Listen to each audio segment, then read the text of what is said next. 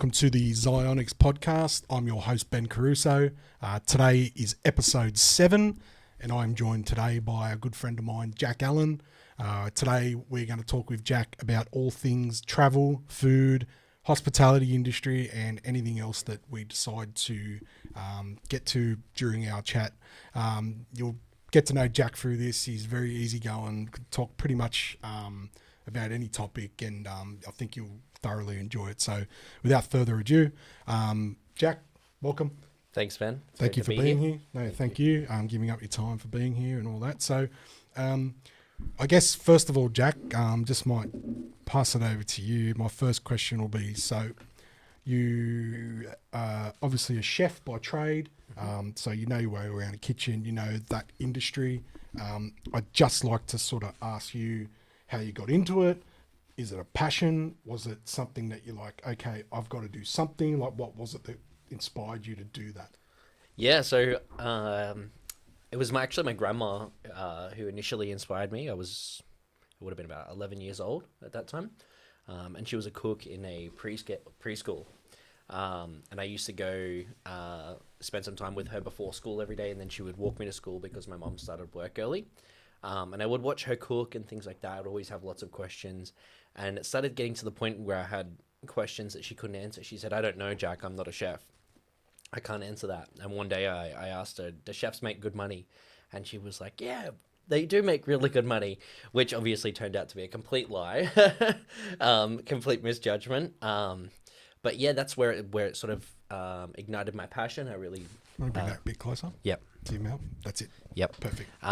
So that was where I sort of fell in love with cooking. I really enjoyed just watching food come together. And from that, it was more or less the only thing that kept me in school, that I was going to, be a chef when I left school, and all my other schoolmates knew that. My first job was in a kitchen when I was 15 years old at Hog's Breath Cafe. Mm-hmm. As much as I look back on that now as not really cooking, but and then... But it's a like experience. It's a restaurant. Absolutely. It definitely gave me that feel of what service is like when those dockets come in and you start pumping things out. Mm-hmm. It really just sort of gave me that, gave me those skills.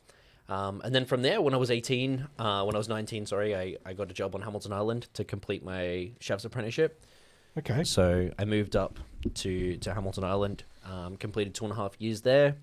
And that enabled me to work with lots of world-class chefs. I was able to work with lots of Europeans who were coming on working holiday visas and things like that, and they were coming to Australia to work, and they wanted to work in these great restaurants as well. And that was where the passion really started, I think. Yeah, right. So you talked about these people coming over from overseas. Like at this point, obviously you said that you finished, so you've already been in the game for a while. Mm-hmm.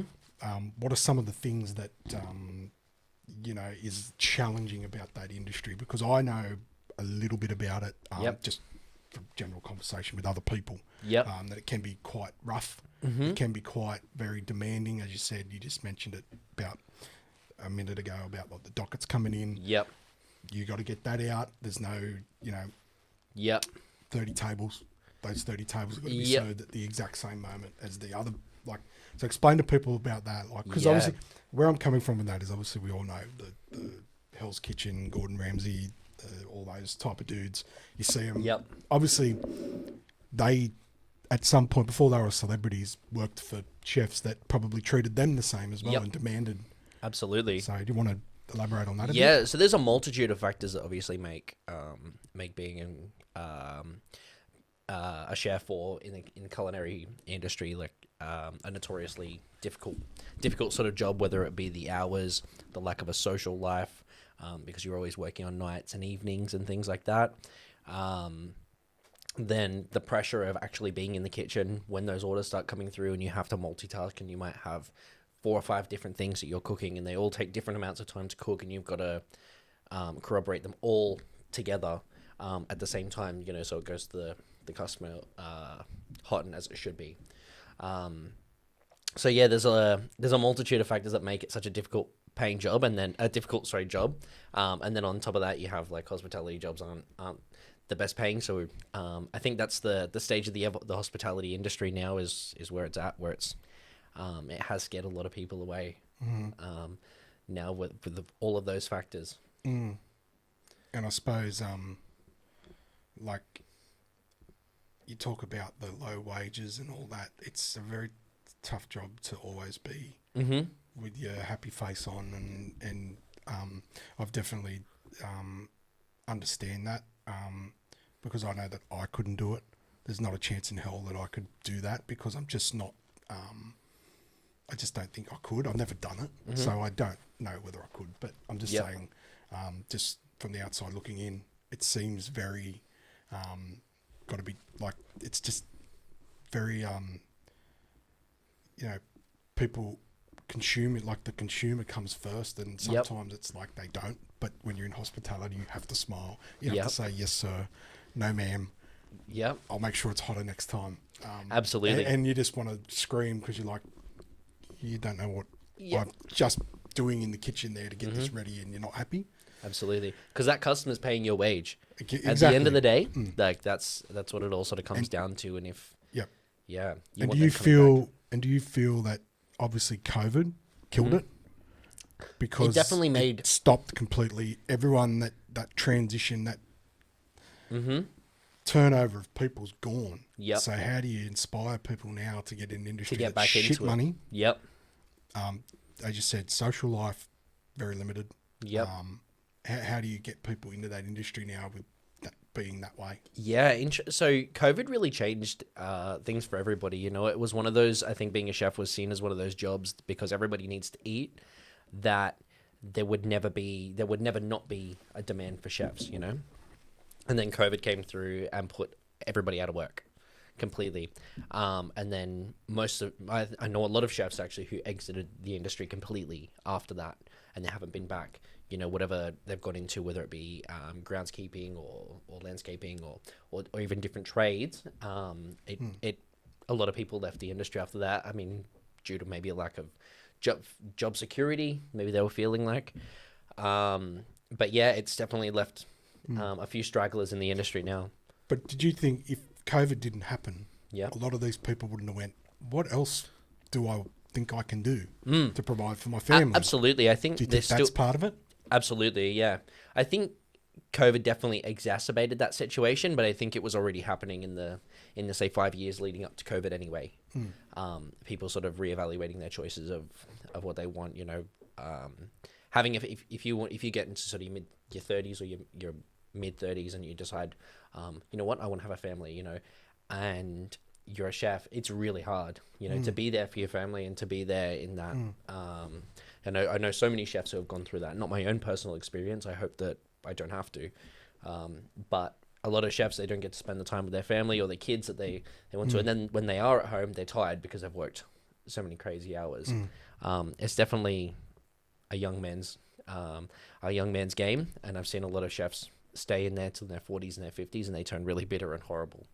But I think that's a lot of industries though. Absolutely. I think I mean, I've tried, or I'm trying, like this kind of a hobby at the moment. I mean, I'd love to get paid to do this, but obviously it's a hobby that I really enjoy doing.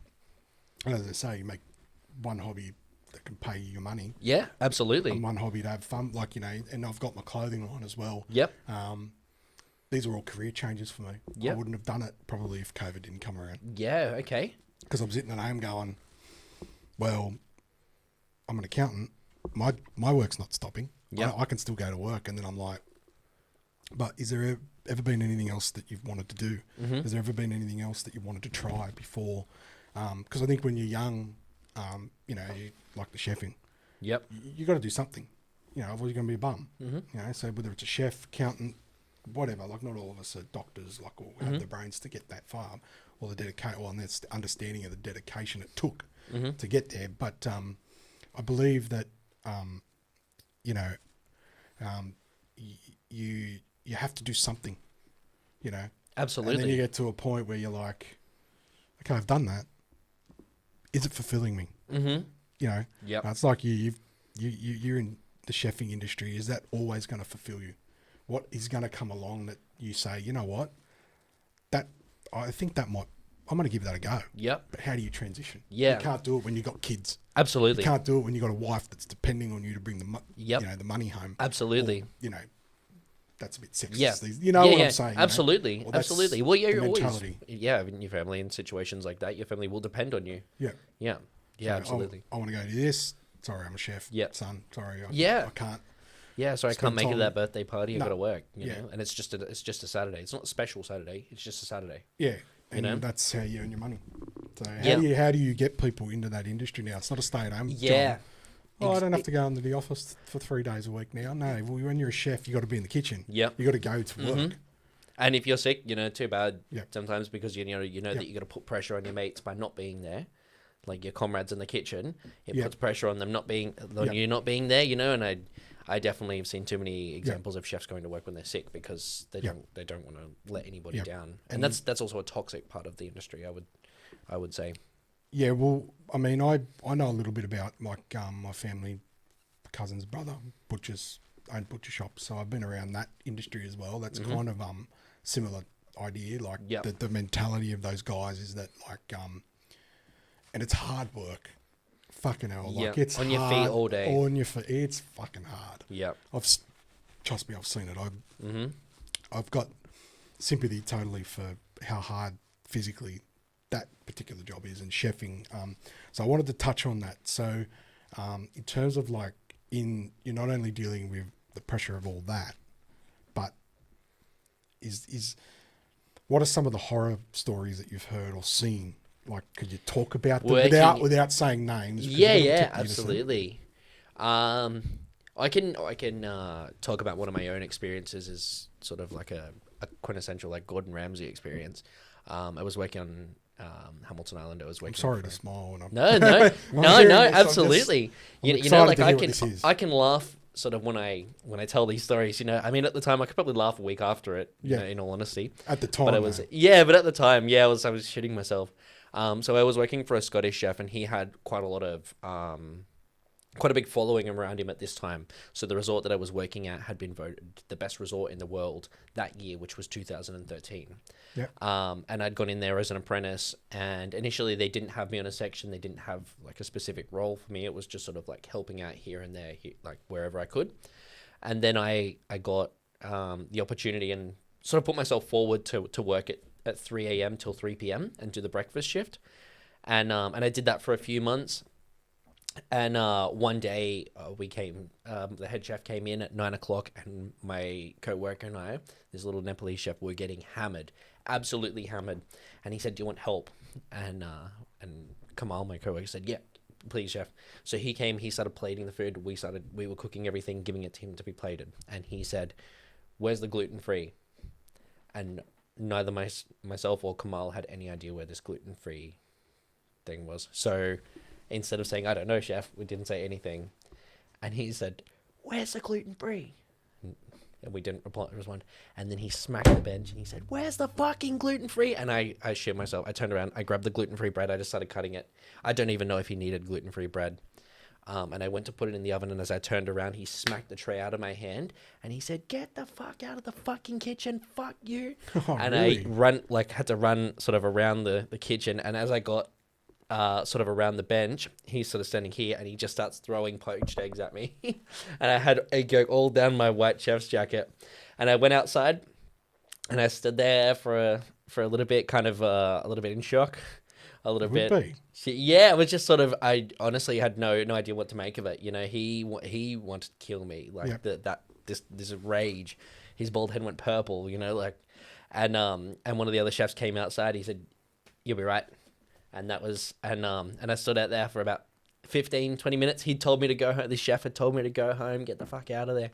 But I didn't. I stayed out there. I waited till breakfast service was over, and I went back in and I helped my co-worker clean, and I started on with the prep for the next day. And I went into his office and I said, "Oh, I'm so sorry, chef, about what happened before." And he's like, "That's all right, mate." And that was it. It was done. Never brought up again.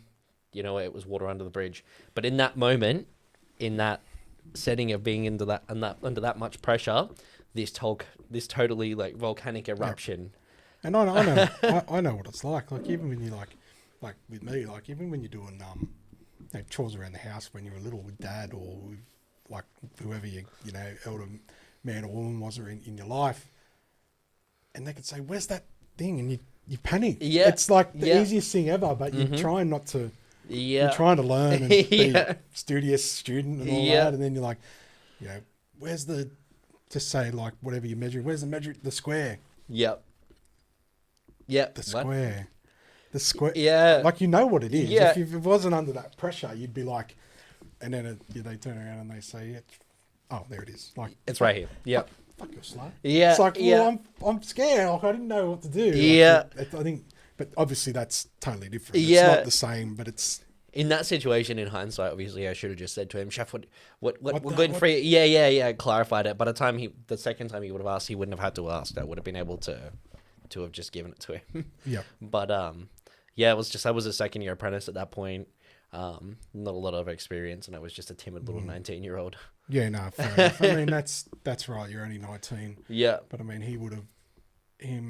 that chef at that stage, he would have been subject to that at some point in his career. Absolutely. Yeah. So to him, it's like, well, it happened to me. It's going to happen to Yep. you. Yep. And I mean, chef.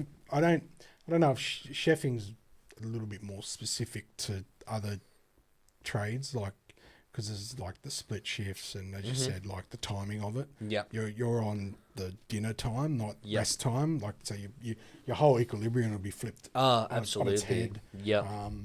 Like this is my downtime, and it's early in the morning, Yep. or it's middle of the day, and I'm on a split shift, or Yep. And you're eating dinner, and it's 11:30 at night or something. How do you, like you can't yeah. grasp that. I know myself, like doing this. This is a hobby, but it's still work. So, like, I'm doing this now at, whatever time it is now. I think it's 7:15. We started probably 30 minutes ago, 20 minutes ago. Yep. So this is like I still got to get up tomorrow and do my job. Yep. So it's kind of like, you just got to. It's the sacrifices you make. Yeah, it can mess with you a little bit, but Yep. this is totally not chefing. There's no pressure here, but Yeah.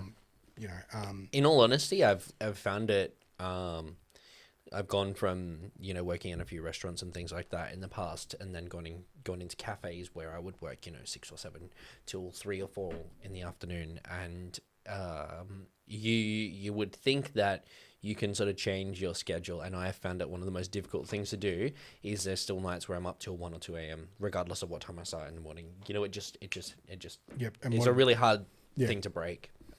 Is that because like you're so long you were a chef? Is that what I you're saying? think so. Yeah, I think so. I think it's so hard these days, and we can just sort of change the field a little bit. I think that's the challenge today is society. Like my parents, they're a bit older now, but their routine's always been. But our lifestyles now, like living today, like there's so many distractions. Mm-hmm. It's more complicated, would you say? I think that it's. Yeah, I think that there's, and I've been not a victim. I've been guilty of this too. Mm-hmm. There's a difference between the digital world and the real world. Absolutely. Like, do you know what I mean? Like, yeah. So you can go home and you've interacted all day, and then you go onto your phone and you're interacting. You know what I mean? Like, that's not the same interaction. It's a totally different, but it's still draining you or taking your energy away. So I think that it's a matter of it. I think it's only complicated if we don't simplify it. Yep. If we don't say, I just think people sometimes look at the screen too long when they get home. It's time to shut down. Yep. But we don't do it. Yep. It's hard to do. Yeah, absolutely. We live in to disassociate yourself with that. Oh, yeah, I don't want a social life. Yeah. I don't want to talk to my friends, but that's how you communicate now. Yep. I've only got probably one mate, Yep. that still rings me every week. Never texts me, never sends me a message. Yep. Doesn't even have social media. It's like, how you going? Like old school. Yep. And it's how refreshing is that too? It's so refreshing. Yeah. Because you know what? He doesn't ring me if he's in a shit mood. Yeah. Yeah. He's true. not hiding behind a screen. Yeah. I can hear it in his voice. So if he calls me and He knows who he is. Yeah. Because he's the only one that calls me like Yeah. that. But he, like, it's a real interaction. Yep. If I ring him, he's like, "Yeah, can you call me back? Can I call you back in 5 minutes? I just got something going on." And he doesn't ring you back. Yeah. It's not personal. Yeah. It's like, he doesn't want to fucking talk because he's busy. Yep. Yep. And I've had that so many times in the last, couple of months where it's just like, I'm getting to the point now where I ring people. Yep. Yep. Ring them. So they can hear your voice. They know you're not upset. Do you know what I mean? Like, Yep. so I think it can be complicated, but I think if we can simplify it. Yeah, absolutely. I think even with I've noticed with the younger generation and working with a lot of people in their early 20s, it's almost like an anxiety thing. Like they see somebody calling me, like, "Oh my God, why is this person not texting me?" Like they almost like freak out a little bit. And I don't know why the times have changed so much. Not everybody's angrily calling you. Man, but you can misinterpret a text message. True. So Absolutely. badly. Absolutely. And I've been victim of, I keep saying victim. Yeah. I've been guilty of that. Or yeah, I guess people have been a victim of that from me as well. Yeah. Like where they might send me a text message and I'll read it and go, "Okay, bro." like, what the Yeah. fuck? Yeah. Like, but maybe it's like, but that's what I mean. Like when my mate, if your mate rings you and he's like, "I'll call you tomorrow." No worries, bro. Everything Yeah. good? Yeah. Mate, promise everything's fine. Yeah. Okay. Yeah. But I think that, it's more complicated. Just, it's on the go all the time now. Yeah. Absolutely. Even now, like, and it just can be relentless. Like at the moment, like I'm totally off my phone at the moment. Like text messages, I'm ignoring. Yep. Social media, I'm ignoring. Yep. I can relate to that. It's just at the moment, all of a sudden, I'm just like, you know what? I just don't want to deal with any of that right now. Mm-hmm. I've got this. I've got work problems. I've got Yep. things going on, as you were like, when we talk personally away from here, like the things that go on, Mm-hmm. in life. Yep.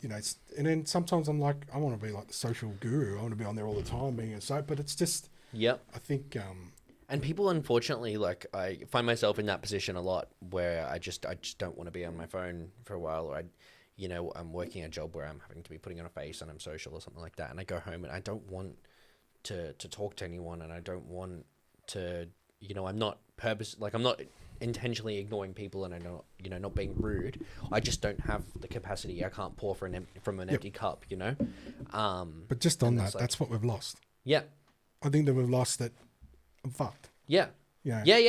I need to completely. Absolutely. Because we can get in contact with each other now. Like I can text you, and I know pretty damn sure that you're gonna pull out your phone and look at it. Yep. You know what I mean? And that's just that sort of world we live in. Yeah. How times have changed. But I know, like, me now, like,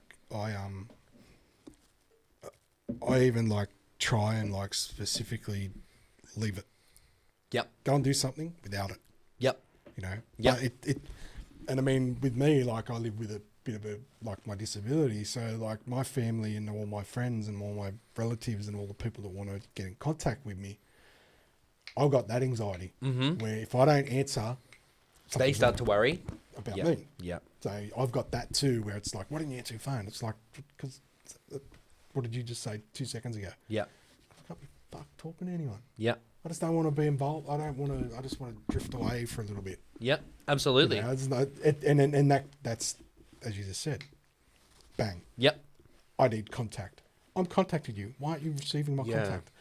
Yeah. You can't get away from it. Yeah. And we almost feel Yeah. bad about telling people no. Oh yeah, 100%. Yeah. That's no, I know, and I don't like hearing it. Yeah. No one likes hearing it. No one likes hearing it, but yeah, and I think we've almost obviously everyone's really get scared of sort of offending anyone these days with, even as much as, some like you might refrain from telling somebody it's not you, or I can't deal with this right now, because somebody's going to take that the wrong way. Like from as much as you tell them it's not them, it's still going to be them, and you feel bad, you're conscious of that. But all of those phrases and all of those things are out there now. Yeah. As an educational negative thing. I've seen heaps of it where it's like, don't ever say it's not you, it's me. Yeah. Because it's like totally, it is you. Like that's how people interpret that shit. Yep. Because it's so out there now. Yep. the English language in our Australian language is so over analysed now. Yep. You can't say any of those things anymore, like, because Mm-hmm. it's wrong. Yep. You know, he's got childhood issues. Like, Yeah. it's something Yeah, like yeah, that. You know, yeah, like they exactly. pinpoint all that sort of shit on you. So I think, yeah. So sometimes, yeah, as I said, unless it's because of the computer screen. Mm-hmm. Fucking words on a computer screen. That's all it is. How much it's changed just how humanity interacts with one another. You know, I read somewhere that I can't remember what it, but humans weren't intended. We weren't intended to be able to interact with one another from all over the world. You know, like, and obviously with social media, like I have friends all over the world that I've met traveling and things like that. But I can't remember. Which is great. Yeah, which is great. But you know, to think that a few years, not that long ago, really, you wouldn't have been able to do that and stay in contact with them as much as, you know, they don't feel any different from being down the street or something. You know what I mean? Like, get a letter. This new world. Yeah. January 1. Happy New Year. Yeah. And you'll get it in December. Happy New Year. For like, you know, like, it's just not worth it. Yeah. But I think, that's true. Like, humans weren't supposed to interact with each other that far apart. Yeah. I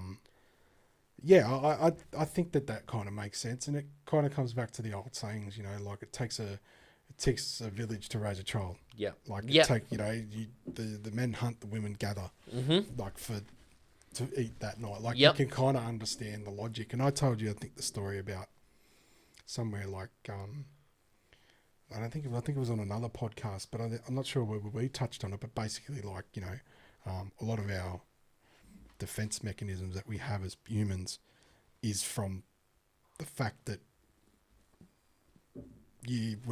back in the day, you could have got up in the morning and literally been eaten by a bear.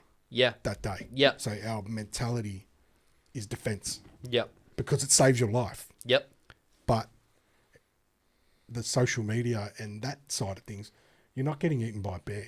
Yeah. Like, it's not that bad. Yeah. But we interpret things that way. Yeah. It's defense. You might be snubbed online or something. Little thing like that. could be anything like that. Anything small, but we naturally, you know, it's called like the happy state.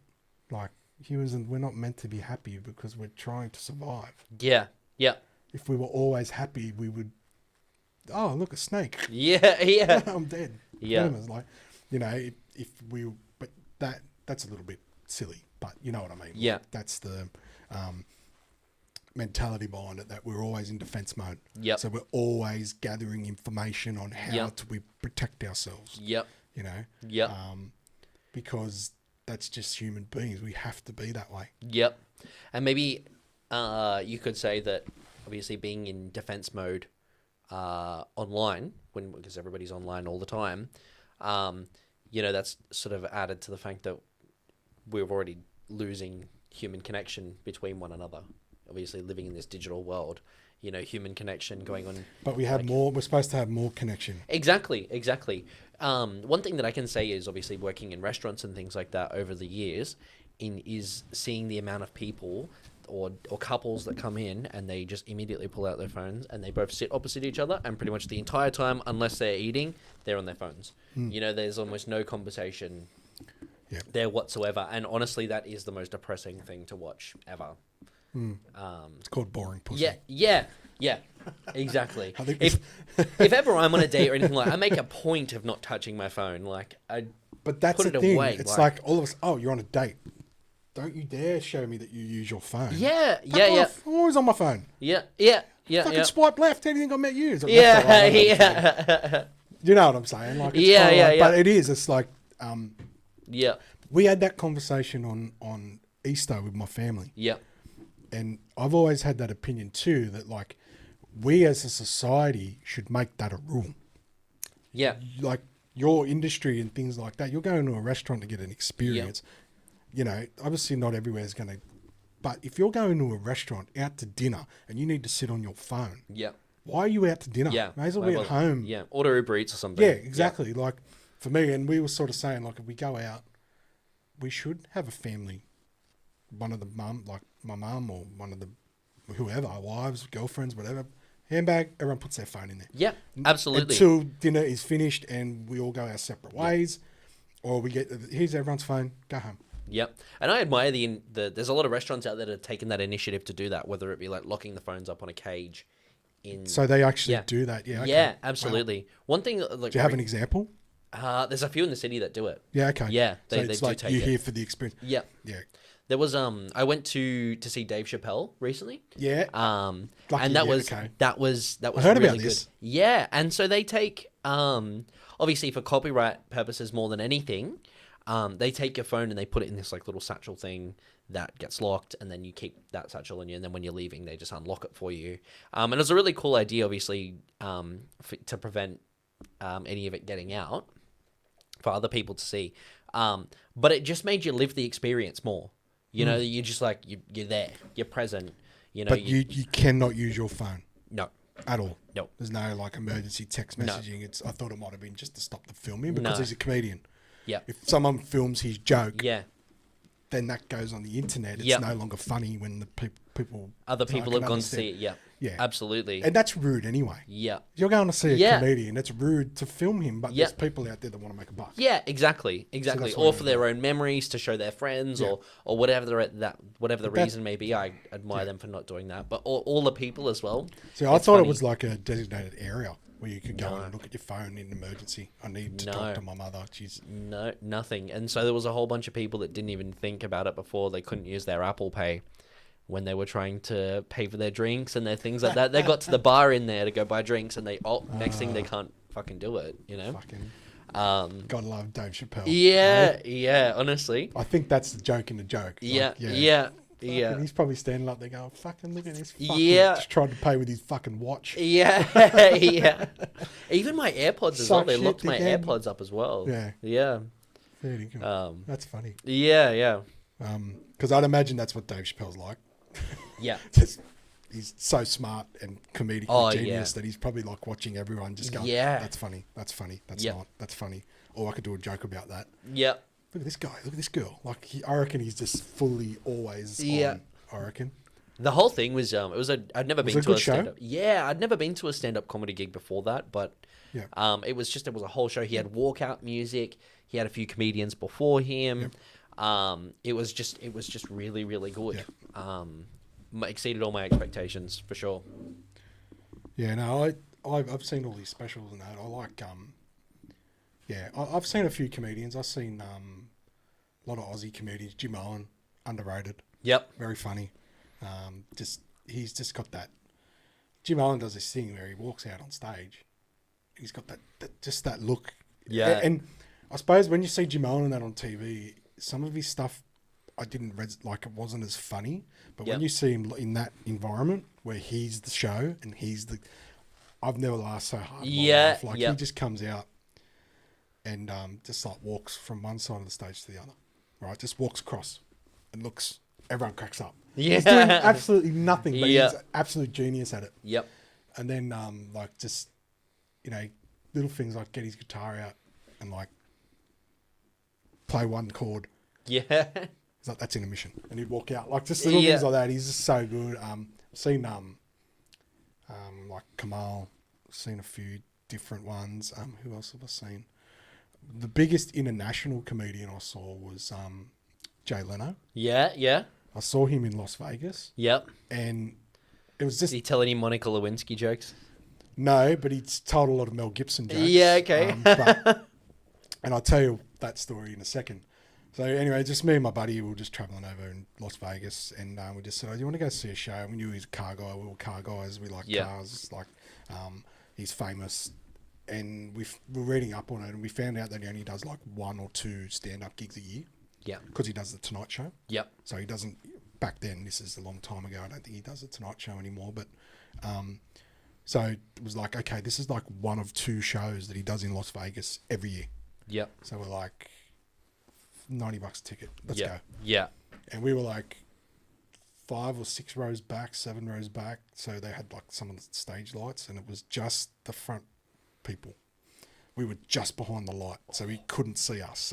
But he was like going at people in the crowd. Yeah. Like all the good comedians do. Yeah. Getting it going. And of course, this couple was in front of us, and they were German. They were travelling from Germany, and he's just gone, so, where are you two from? And they go, oh, we're from Germany. Okay. And then he just unleashed on them, oh, no. He went, it was funny as. Yeah. And we even said before, we said, I don't think I can repeat some of the things he said. Yeah. But Was there any Adolf Hitler jokes in there? a couple. Yeah. And also, that's where the Mel Gibson part came into it as well. Mm-hmm. So that was quite funny. Yeah. But He surely couldn't have ripped on him more than any South Park has, right? No. I haven't seen that. You have to explain it to me. But and so we were just sitting there and we go, like, I wonder if he's going to be like, like the Tonight Show, like, hey, Monica Lewinsky was in the news. Yeah. That sort of shit that he does. And I was kind of like, oh, is that going to be funny? Because we're not American. Yeah. We don't know everything that's going on. We've been drinking 2 weeks straight. I just want something easy to listen to. But he was brilliant. Yep. He was phenomenal. He didn't go anywhere near any of that shit. Yeah, Just fantastic. did a good skit, probably an hour long. Yep. And everyone left like round of applause. Like it was just wonderful. So I saw him, but my alternate, like, he doesn't do it anymore, but like I'd love to go and see Eddie Murphy. Yeah. Because he's my, him, Robin Williams. Yep. Like those two are legends, top of the tree. But like then there's Richard Pryor. There's so many good comedians from around that era, and just before him that dead or you can't see them or they don't do it. Yeah. So that's kind of my, But then I like other guys like George Carlin. Yep. Do you know who George Carlin is? I don't know. You ever seen Bill and Ted? Yeah. He's with Reeves. Keanu Reeves. Yes. Yeah. He's the dude that travels back in time. Reeves. I think his name's Reeves. Yeah. Okay. I'm gonna have to Google it after this. Bald guy with a ponytail. Yeah. Yeah. But his type of comedy is like he's not telling jokes, he's telling the truth. Yeah. Yep. So he's picking the eyeballs out of everything, like the irony in situations or the nuances, and he talks about like the church. Yeah. Like, the Catholic Church. Yeah. God. Yeah. Talking about that, and he's like, and he talks about like, so if you don't do what he says, you are going to hell. You're going to burn down there. You are going to live damnation forever. Blah, blah, blah. Never speak ill of his name. But he loves you. Yeah, yeah. Do you know what I mean? Yeah, so he's got absolutely. That, he's got that kind of, he hits you with the punchline and it's kind of, everyone's like going, oh, fucking hell. Like, he's saying what everyone wants to say. Yeah. That's why he's funny. Yeah. But he's good. You need to Google him. Yeah, absolutely. He's got those truth bombs because he does another one. And I know I'm talking a lot, but he does one about like language. Yeah, okay. And that's something that he said changed. So he talks about like over the years in war, when people come back from war, and he says how our society, and this, I think he did this in like the 80s. Okay. Might have even been before I was born, maybe 85 or something like that. Yeah. And so Vietnam had just happened. Well, Vietnam was in the late 60s. Late 60s. So this was the 80s. So it's probably 15 years after. Yeah, okay. Mid 80s. He talks about like World War One. It's like or World War Two, shell shock, and then the next one was some other, and he said now it's 3 words. So the first one's shell shock. That's 2 words. The next form of mental distraught. So they're all to describe PTSD. That's what he gets to, and he goes, okay, after Korea, and then after Vietnam, and now like he talks about, I think it might have been, no, it was before Iraq. Maybe it was after the first Iraq War. Yeah, okay. Now it's called post-traumatic stress disorder. There's 4 words. Yeah. That's what they're doing. If you listen to our society, every time an event happens, we change our wording. Yeah, true. It becomes more complicated. Yeah. That's what we we're talking about before. Yeah. And this is a comedian. So it's quite funny, actually. Yeah, the way he does it. Absolutely. But he's sort of explaining, like, and then people are like in the audience going, holy fuck. Yeah. Like he's comedians are the people that do that, that poke holes in the things and make you think, oh my, like, yeah. Or it just shows you how serious we take ourselves. Absolutely. And I think a lot of that comes to the point that obviously like comedians have to risk being offensive to tell their jokes. They have to risk being offensive to somebody. And whatever you're talking about in the pursuit of truth of whatever you're looking for, you have to risk being offensive to somebody. You know, if you and I were to sit here and have a discussion about trans athletes, right? there is absolutely somebody who's out there who's going to take offense to what we're saying, regardless of how politically correct we are. You know, whatever you're talking about, you need to be a bit offensive. Or not, you need to risk being offensive, should I say. It's funny you say that. Yeah. Because I had a conversation about this the other day. Okay. I'm not going to say... About trans athletes or... Trans athletes. Yeah, yeah. Dave Chappelle says a joke about it. Mm-hmm. It's on Instagram. There's many. When he goes, so LeBron James now wants to identify as a woman. So does that mean he gets to play in the WNBA and score 956 points a game? Like, yep. And people got offended by that. Yeah, absolutely. Are you serious? Yeah. How can you get offended by that? Yeah. Like, it's LeBron, like the greatest basketballer alive today. Yeah. Of course he can't go and play against women. Yeah. Even if he just can't. Yeah. It's not right. No, it's not. I admire all those athletic organizations. There was another one earlier this week, that that banned trans athletes from competing. I can't remember who it was. It wasn't a big one. It is. It's hugely dangerous. It's yeah. not. And it absolutely ruins women's sport. You know, we're all talking about equality now, you know, the feminism movement. And then here we are allowing biological men to go and corrupt women's sport. You know, it's absolutely absurd. Yeah, no, I know that it's happened, and like, it's just wrong because, I mean, I understand, well, I don't understand, but that's how people want to be. Yeah. If that's how they identify. Absolutely, but yeah. you can't, I'm not going to win in the, like, I identify as a woman and I'm going to go and box a woman as a man. Yep. Who's, okay, you can get all the, but it's so, you could kill her. Yep. Absolutely you could. Absolutely. She could kill she. Yep. Yeah. And I mean that with respect. Yeah, absolutely. That's not right. It's not, it's the truth. Yeah. You know, like, well, all the differences, the biological differences that men have over women, whether it's muscle density, bone density or muscle mass, testosterone, whatever that may be, there is a multitude of factors that make women different to men. And that's not even humans, you know, like that's even animals, you know? Well, we spoke about it when we had coffee the other day. Yeah. The WNRL. Yep. Like how the women probably need an extra tackle. Yep. Because they don't have the kicking power in their legs. Like if here's a player that everyone would know, like if Nathan Cleary kicks the ball, or any player that you might know of, the kicker, he can kick the ball and it goes so much further than how a woman can strike the ball. Yep. Doesn't matter how many one-legged leg presses she can do or whatever. Yep. She just doesn't have the physical power in her hips and her quad to boot the ball that far. Yep. So for me, it would be like, well, that would be a good addition to the ladies' game. And this is where it comes back to like, well, then it's not parity. But it is, because you're actually making that women's game more entertaining, because now their kicks have become attacking or defensive in the right manner. Whereas if they kick from their 30-meter line, it's landing on the 30. Yep. Nathan Cleary gets it to the try line. Yep. That's the difference in the game. Yep, absolutely. Between men and women. Yep. So I guess that's going down a different track. It's like we need to look at how do you make women's sport more entertaining, and it's by giving it its own identity. Mm-hmm. Stop trying to make it like the boys' game. Start making it the ladies' game. Yep. You know. Well, how long have we been sports as a whole, but just to single out NRL, how long have we been playing NRL and watching it? It's over 100 years, right? Oh yeah, I'd imagine so. Something like that. You know, the field stayed the same. The field sizes stayed the same, and we've always, up until recently, been watching men play.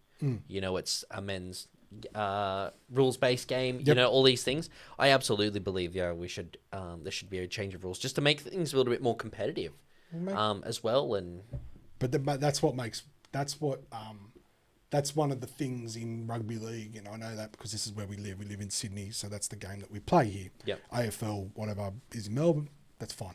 All I'm saying is that, like, if you can tweak the rules, because the kick, when a player puts that kick up in a men's game, whether you like the game or not, it creates a contest. People, is he going to catch it? Yeah. Is he going to knock it on? Yeah. Like, is my team going to fail? Yeah.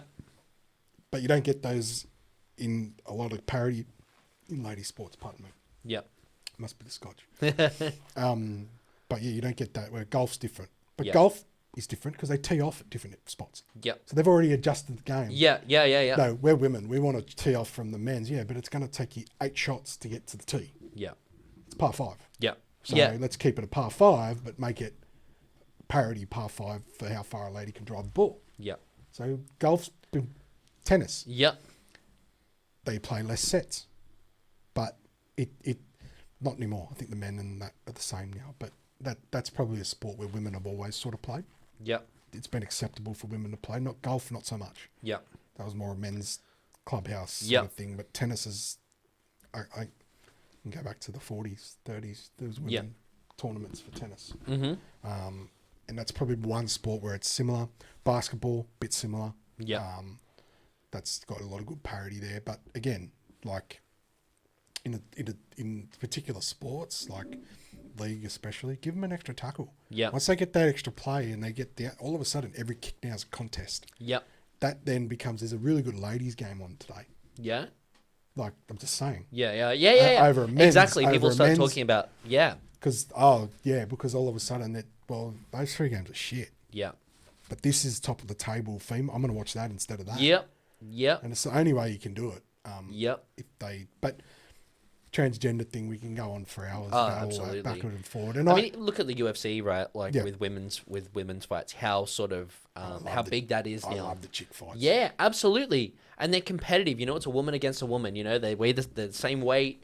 You know, And they're bitchy about yeah, it too. yeah, exactly, Like, exactly. get to Imagine it would be horrible to watch if you had a man step in there, or somebody who was a biological man against a woman. That would be like that. It would be as bad as watching that slap league shit. Yeah. You know, it's horrible to. It would be horrible to But watch. you'd hate to lose.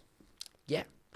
You'd hate Yep. to be that bloke that goes, Oh, "Look at yeah. that woman," and then she flogged you. Yeah, Amanda Nunes or someone who just absolutely destroys you. Yeah. She'd bash me. Yeah, There's a difference. There's a though. lot of men she would bash though. You're isn't talking there? about professional Yeah. fighters, but I love the lady punch ups Yep. in the UFC better than the men, Yeah. because the men, no matter what, they hug each other. You're Yeah. a warrior. No, Yeah. you're a warrior. Yeah. Love me. I Yeah. love you. No. It's Just like punch your fucking head in. But Yeah. I'm gonna give you a kiss and a cuddle. yeah.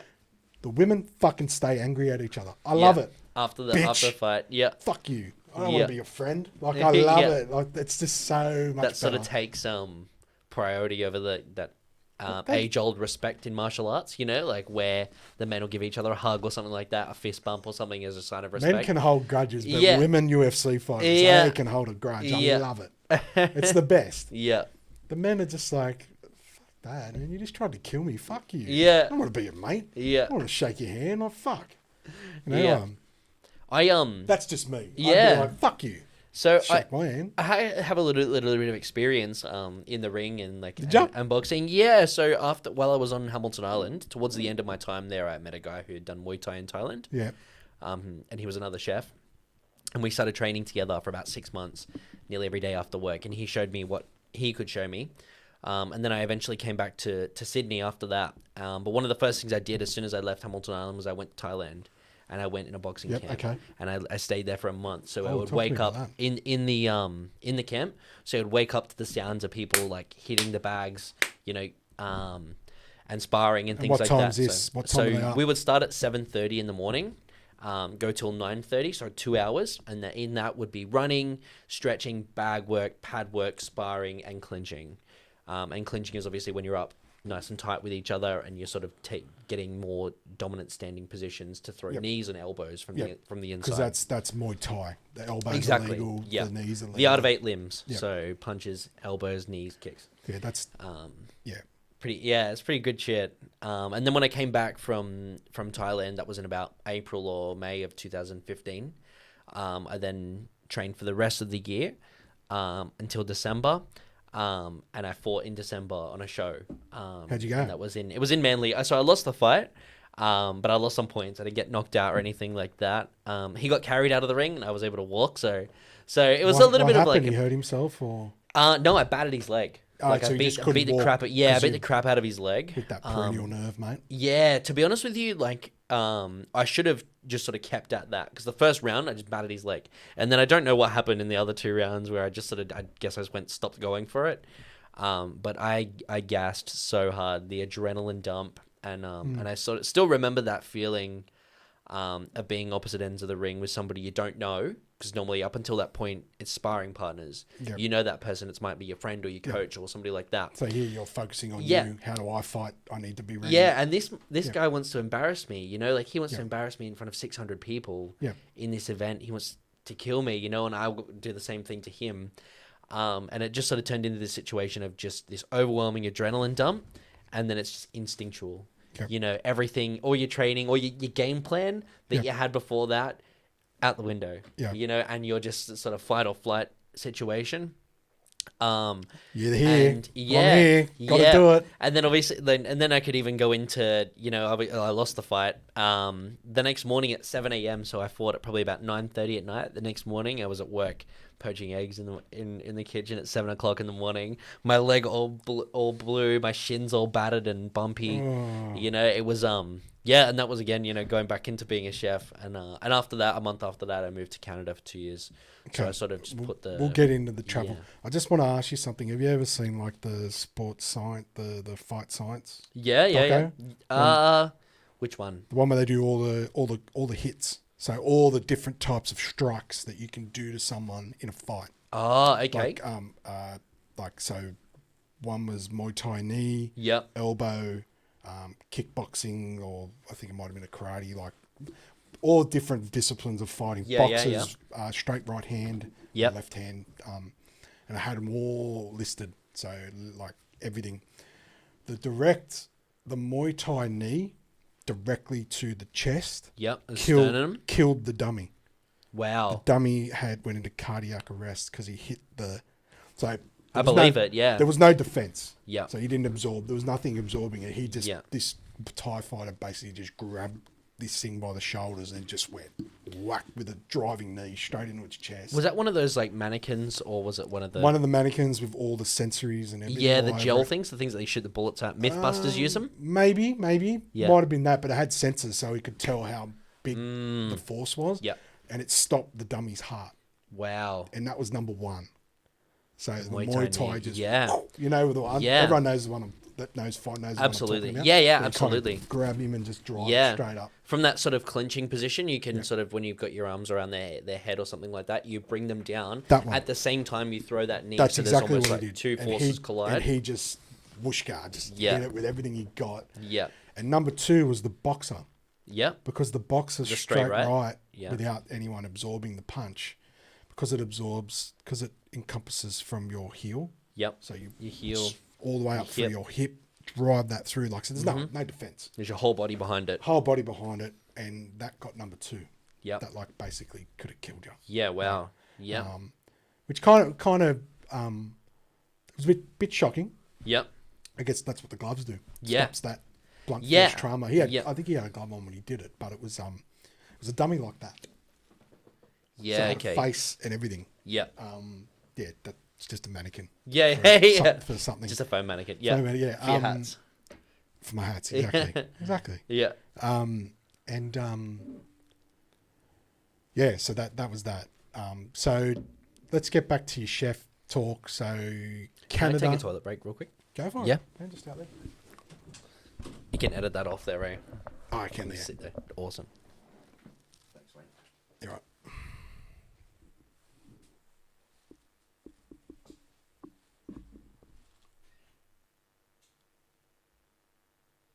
Where's the light in here, Ben? Should we just On the outside? Inside? Is it on the outside or the inside? I'm not sure. Yeah, got it. I don't know without looking.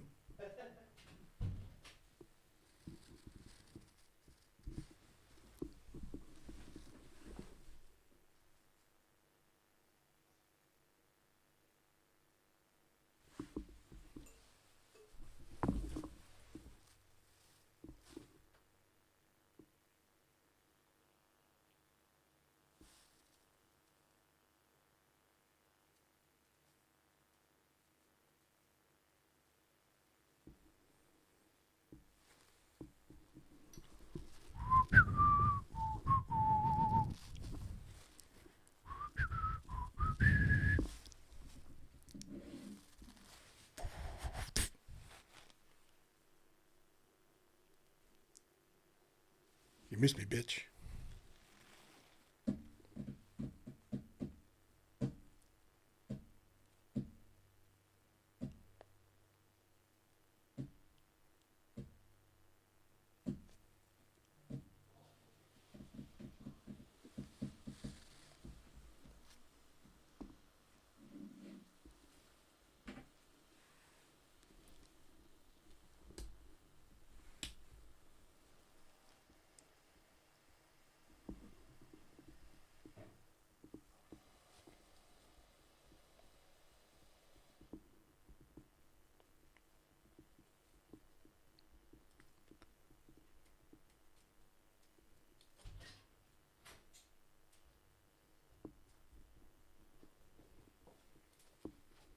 Yeah, I can edit all this out.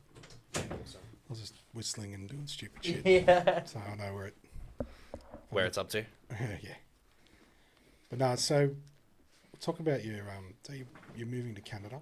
Mm-hmm. So you've been to Thailand, you've been to Canada. Yep. Just to name a few. So are you cooking and chefing while you're doing this, sort of just around the world, just just traveling. Yeah.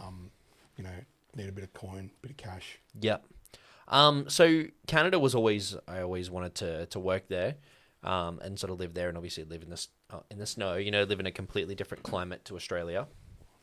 But the majority of my travel hasn't really been revolved around work. Definitely revolved around food and exploring. I think you really see a culture through its food. Mm-hmm. I agree with that. Yeah, I think that's. So I've explored every continent now, but Antarctica. And yeah, the different cuisines and things like that is really where you see our culture, whether it's how much effort they put in to their food, the traditions they've kept over years, or even down to the delicacies or the different things, the different strange things that you might have to, they might get to eat while you're overseas. But yeah, so like, I'll name some that I've eaten. So I ate guinea pig while I was in Peru. That was the worst thing I've ever eaten. I ate fugu, which is why was it bad? Did it taste bad? Yeah, it was. Or was it just you eating it was someone's pet? No, it was bad. It was really, really bad. So it was when it came out. It was sort of the half of the guinea pig, but it was cut lengthways, and you could still see its mouth was open when it was on my plate. Okay. And it was just sort of crispy skin. You sort of like peel back the skin, and then you have these tiny little rib cages that you just sort of like pull the meat off with your fork, and it was fucking disgusting. Really? It was gamey. Real gamey, I don't know, the taste was just overwhelming. And you know what? I actually really wanted to enjoy it. I thought that I would enjoy it, but it was it was still the worst thing I've ever eaten to date. When I was in Kenya recently, I ate termites. So just backtrack. Yeah. Termites, we'll get back to that.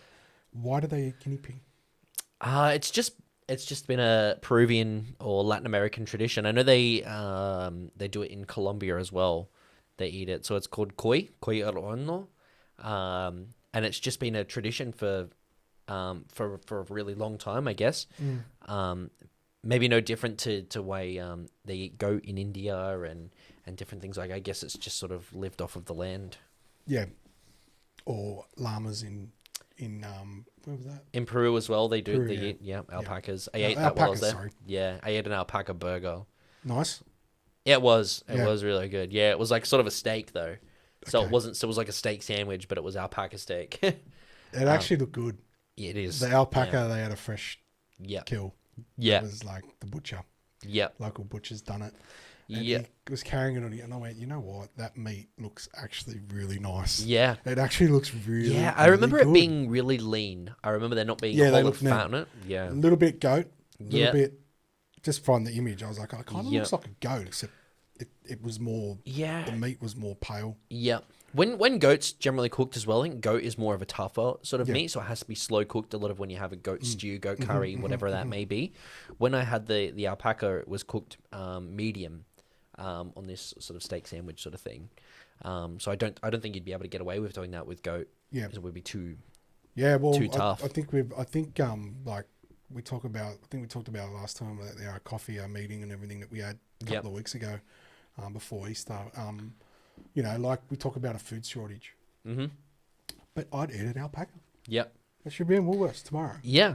Someone should start selling alpaca meat, and everyone will. Absolutely.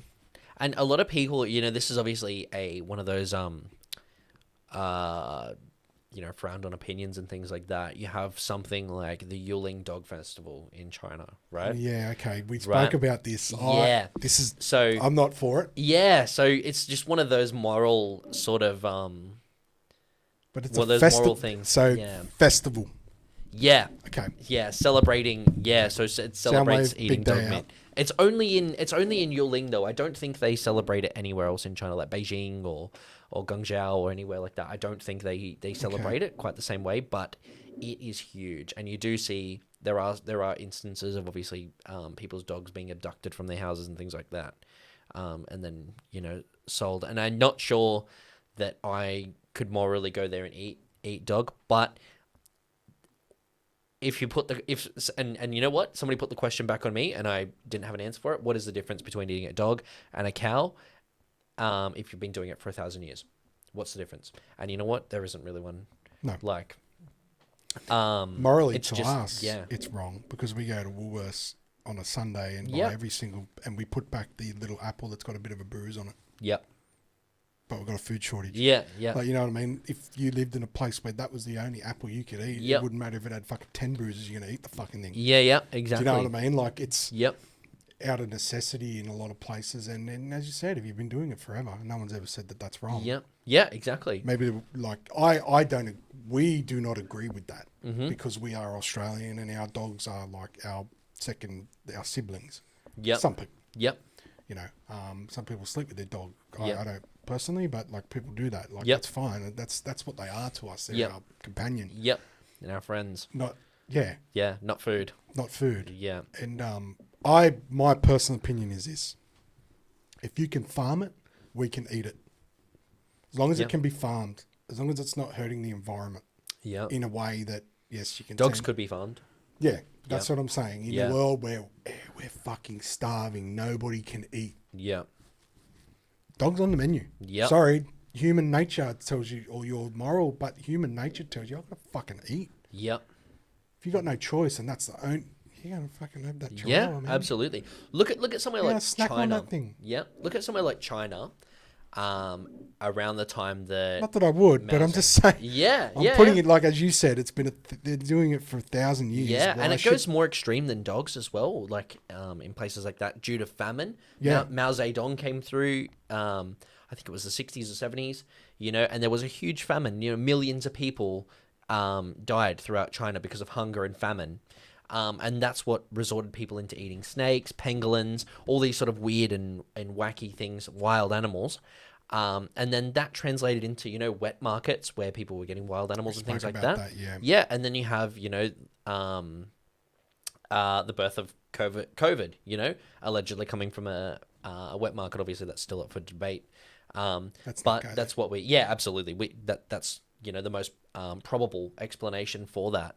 But if we didn't have those wet markets, people would be, again, in famine and dying in places in the world. So they would think no different about eating a snake or whatever. Yeah, but they just forget about our morals. They don't know any different in China. Yeah, they don't know exactly. Those little, like little towns and villages that are not little.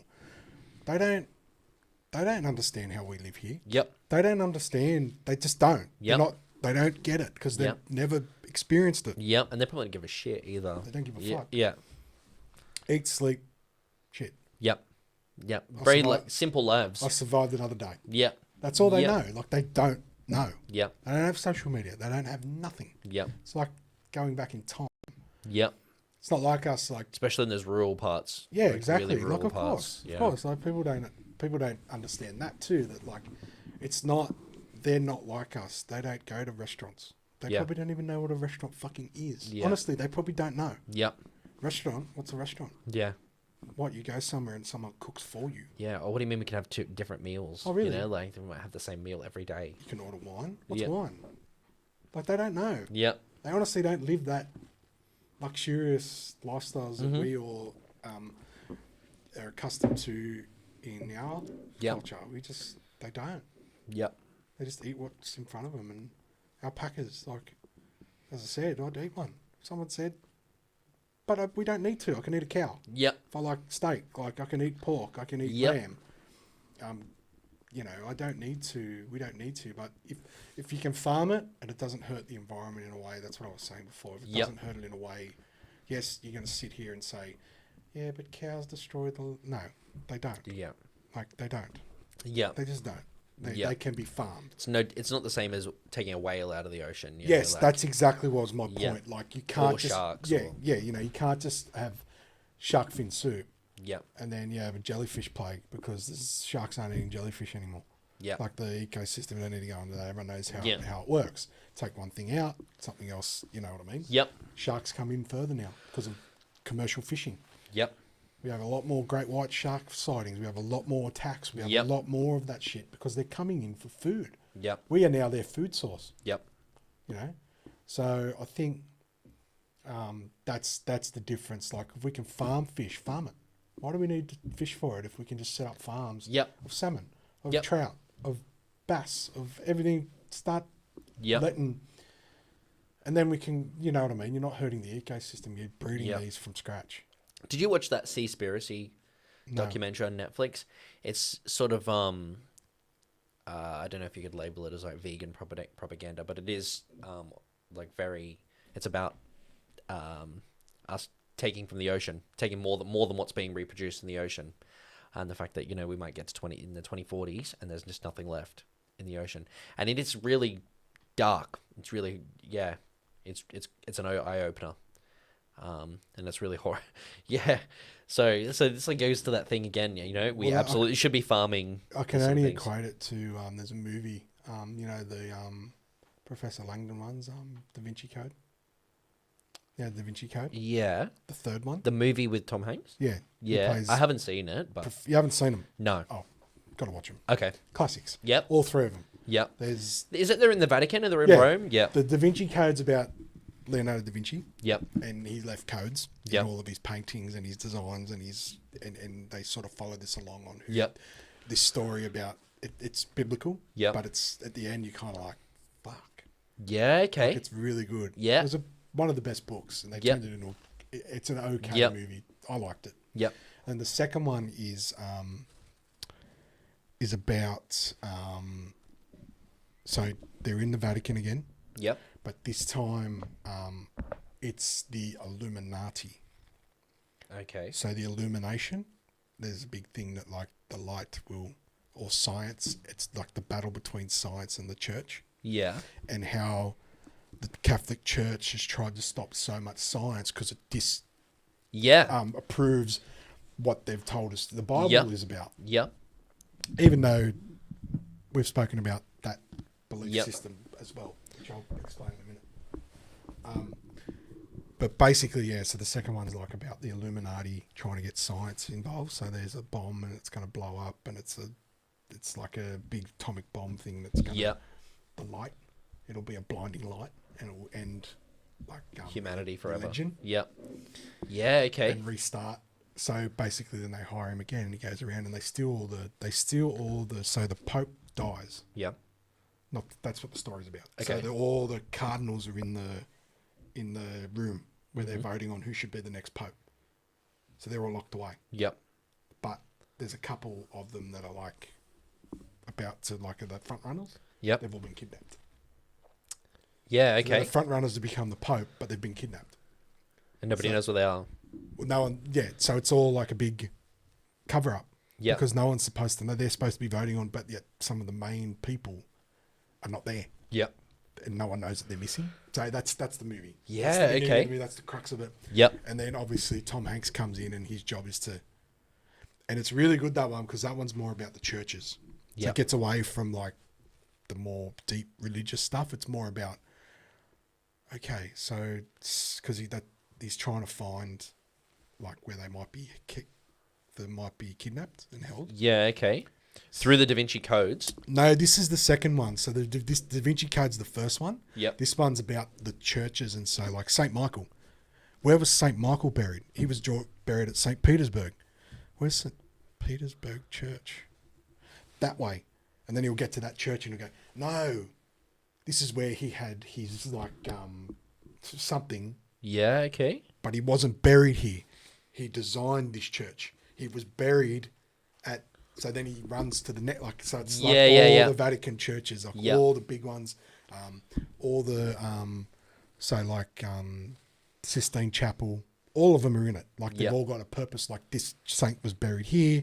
No, he was buried here first, then they reburied him here when they built this church. Like, that's the second one. Yeah. The third one, and this is back to the topic we're talking about, it's called Inferno. Okay.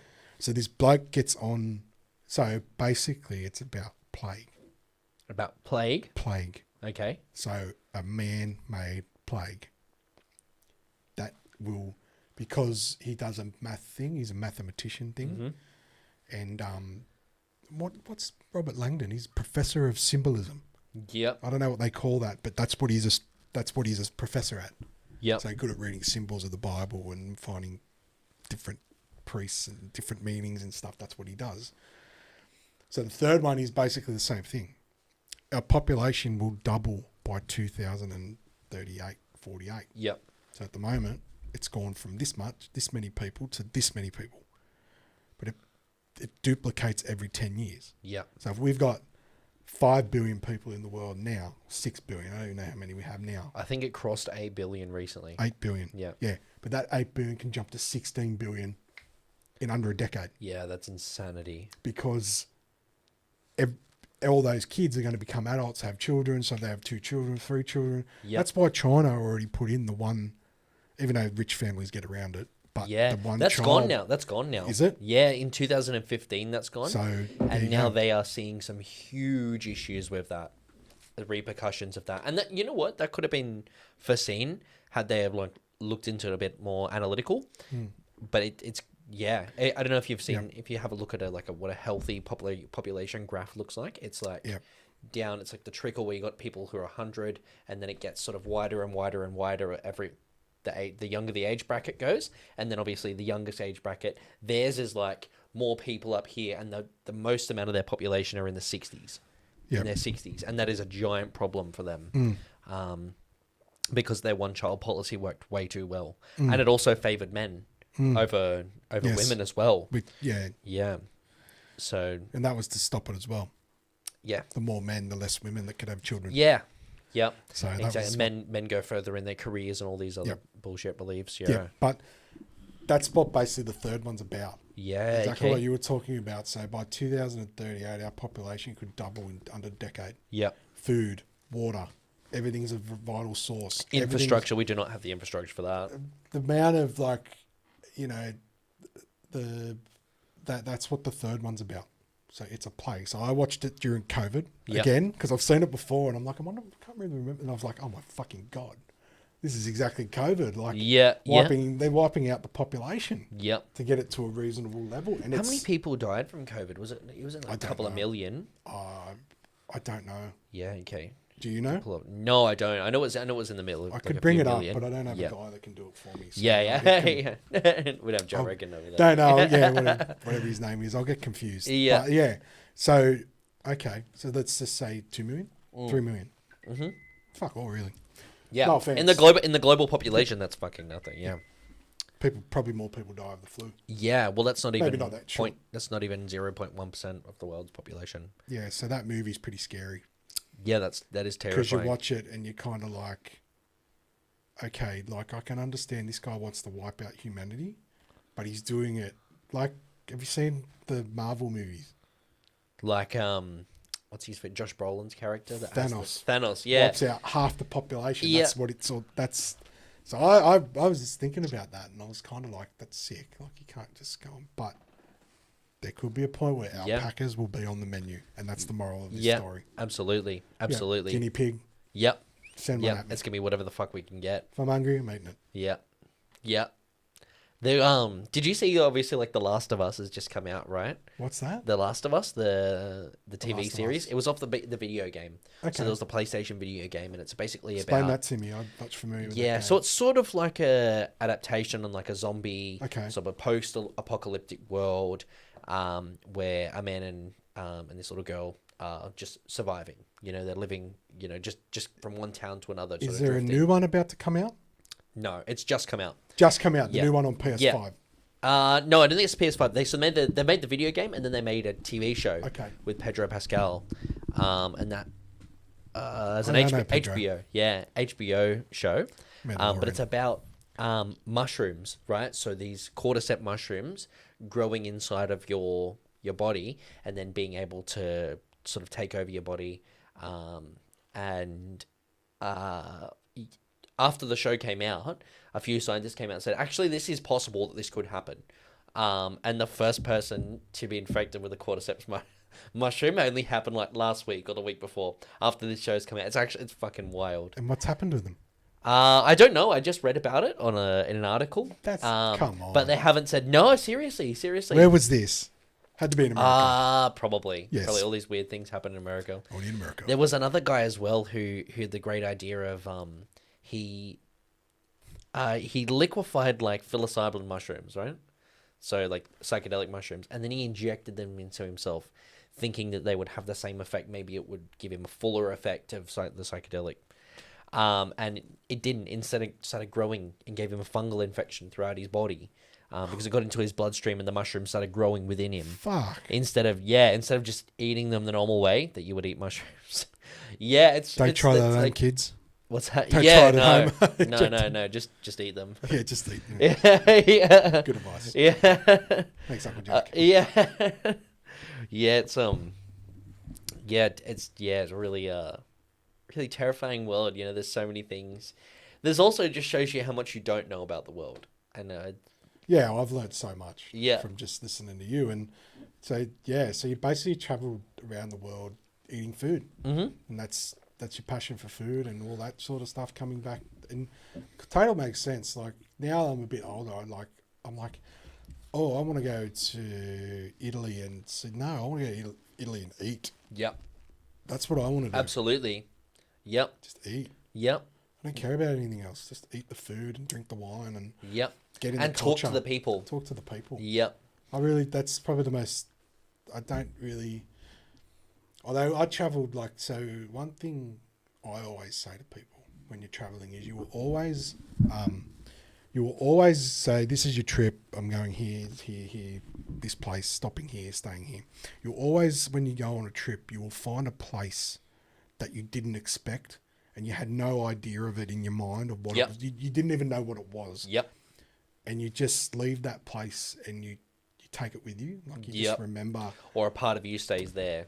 Whatever. Yeah. Yeah. Okay. Yeah, that's pretty cool. Yeah. Okay. Yeah. Well, when I went to America, I was a bit younger. We did a tiki tour, all that stuff with a buddy of mine. Same one when we saw Jay Leno. Yep.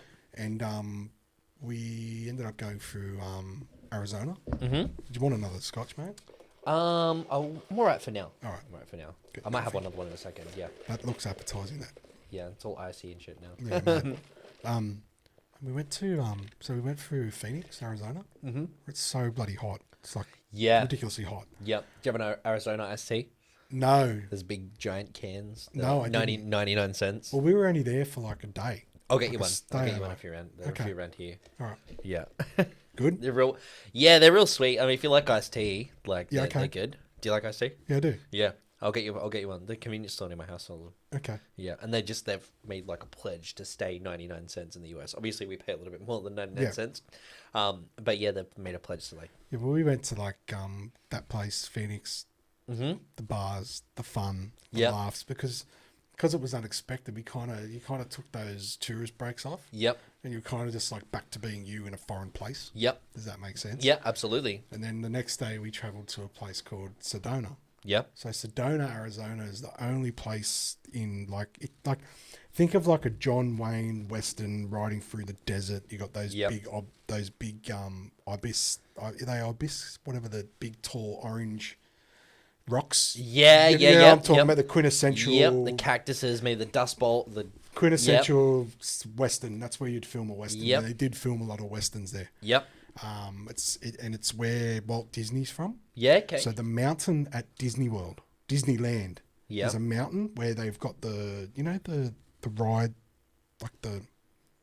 it's like the Is it the Wild West one? the Wild West ride where it's kind of like you're in like a mining carriage. Yeah. I've been on that in Paris. Yeah. Yeah, Disneyland Paris was that one. Mountain is the same mountain in Arizona. Ah, It's exactly I the same didn't one. know where that fit into Well, that's where Walt Disney's from. Yeah, okay. Sedona, Arizona. So Yep. if you go to Disneyland in Sedona, the bloke took us on a tour in a Jeep Wrangler. Took Yep. us up and he goes, "You see that sign?" He showed us a picture. He said, "That's Disneyland. It's in the exact same spot, exactly how it looks in Disneyland. Yep. It looks in Sedona, That's Arizona." that's mental, isn't it? That was one thing that was crazy about that town. Yep. The other thing is like all famous people live there. Yep. So like the famous of the famous actors all have Yep. a house in Sedona. It's like they're beautiful. Yep. Their houses all look. Nice big ranches. No, it's like it felt a little bit like bedrock, like the Flintstones. Oh, really? Like the houses are all Yeah. because it's so hot. Yeah. It's Yeah. all built into the earth and really like advanced looking houses. I'm sure there's other, but this was like the rich place. Yeah. So there's that place, and then the McDonald's there, right, Mm-hmm. in Sedona, Arizona, is the only McDonald's in the world where the arches are green. So do you know how McDonald's are yellow and red? The arches in The golden arches. the golden arches in Sedona, Arizona, they're green because the houses have to all have earth colors, What? and all the buildings have to have colors that match the earth. So like the houses have to be like matte greens and oranges Wow. and things like that. That's like the law, and they try to do that in places. Yep. Blue Mountains, different places. They Yeah. try to do that where like your roof's got to be a certain color, Yep. because it affects the nature, and I'm all for it. Absolutely. Yeah. But Sedona's taken it to the extreme. Yep. So their McDonald's has green arches. I've and never that's heard anything why. like that. It's Yeah. the only place in the world. Yeah. So that was like one of those places where you know, and that sort of part, because I didn't know anything about. I knew what the name Phoenix. I knew the Yep. Phoenix Suns, the basketball team. Yep. That's about all I knew. Yep. And maybe the football team. I don't know. But then we went to the Grand Canyon. Now I was the biggest skeptic. I'm going, it's a fucking hole in the ground. How Yeah. good can it be? Like it'd be boring, mate. Amazing. Yep. Just it's a hole. It is a hole, but it's not. It's so. It's just I haven't been, but It's breathtaking. vast, right? It takes your breath away because Yeah. you're just like, I feel this big. Yeah. Like Yeah. just, it took it, and you can walk right up to the edge. Yep. There's no like you fall in. It's America, mate. Yeah. Bad luck. Yeah. Yeah. Yeah. See you Yeah. see you down the bottom, son. Yeah. You know. But yeah, and like we're walking through, and a big moose, not like a deer, a moose, like with the massive, Yeah. you know, big. Those buck. things are huge. Those Massive. legs are so tall. But everyone, like we were with in the group, were like just walking along the footpath. I was in the bush, like walking between trees. Did it have antlers? Yeah. Yeah. Okay. I'm like, are you fucking serious? That's really lucky to see that because they're really elusive too. It was Yeah. moose, Yeah. you know, right there. And everyone's like, what are you doing? I was like, look at the size of that thing. If that runs at you, you're fucked. Yeah. You got no chance against that. Yeah. Like, you know, I'm sure there's probably some American with an M16. Yeah. They're the Blast more it, dangerous animals too because of Well, how that's- unpredictable they are. Well, it was just like looking at you. Yeah. And I'm like, Yep. fuck, is it looking at me? Yeah. I swear. It could absolutely trample Yeah, you. it would smash her. Yeah. I When don't it know was- if they're aggressive. Yeah, they are. Yeah. Okay, Yeah, there you go. yeah. When I was in Canada, I never actually saw one while I was in Canada. I saw plenty of elk and massive, like with. I massive think it was a antlers and moose, things like but like it was that family, the big yeah. mother. Did it have on its antlers where its antlers more sort of like rounded and they sort of like curved as opposed to just sort of like Yeah, and they were a bit massive. thin? They were Thin? massive. Yeah, Like they were big. yeah. and If they it's tall and still had its fur on it. 'Cause Yeah. I know they strip their fur off their antlers. yeah, yep, yeah, Like, okay, they rip it off like. yeah. Then just shake their head and Yeah, they and come then off. they rip it off, and then it's like, yeah, Yep, come through for the next season. yeah. I think they knock the antlers off. I don't know what they do. They do something. They just sort of shake them off. They Yeah. shake them, they come off. Yeah. There's only a few videos of them around because obviously it's just that moment, to sort of catch them doing it. So there's only a few videos around of it happening. But yeah, they just sort of shake their head and they go. Well, this thing was like, but then the rest of the animals were there, and then like the Grand Canyon, and so you put all that together. And Any raccoons? No, did I? I might have. Yeah, I might have. I love those things. Yeah, they're so cute. They look like little burglars. Yeah, they're like black eyes. Yeah. Yeah. I think we did see one.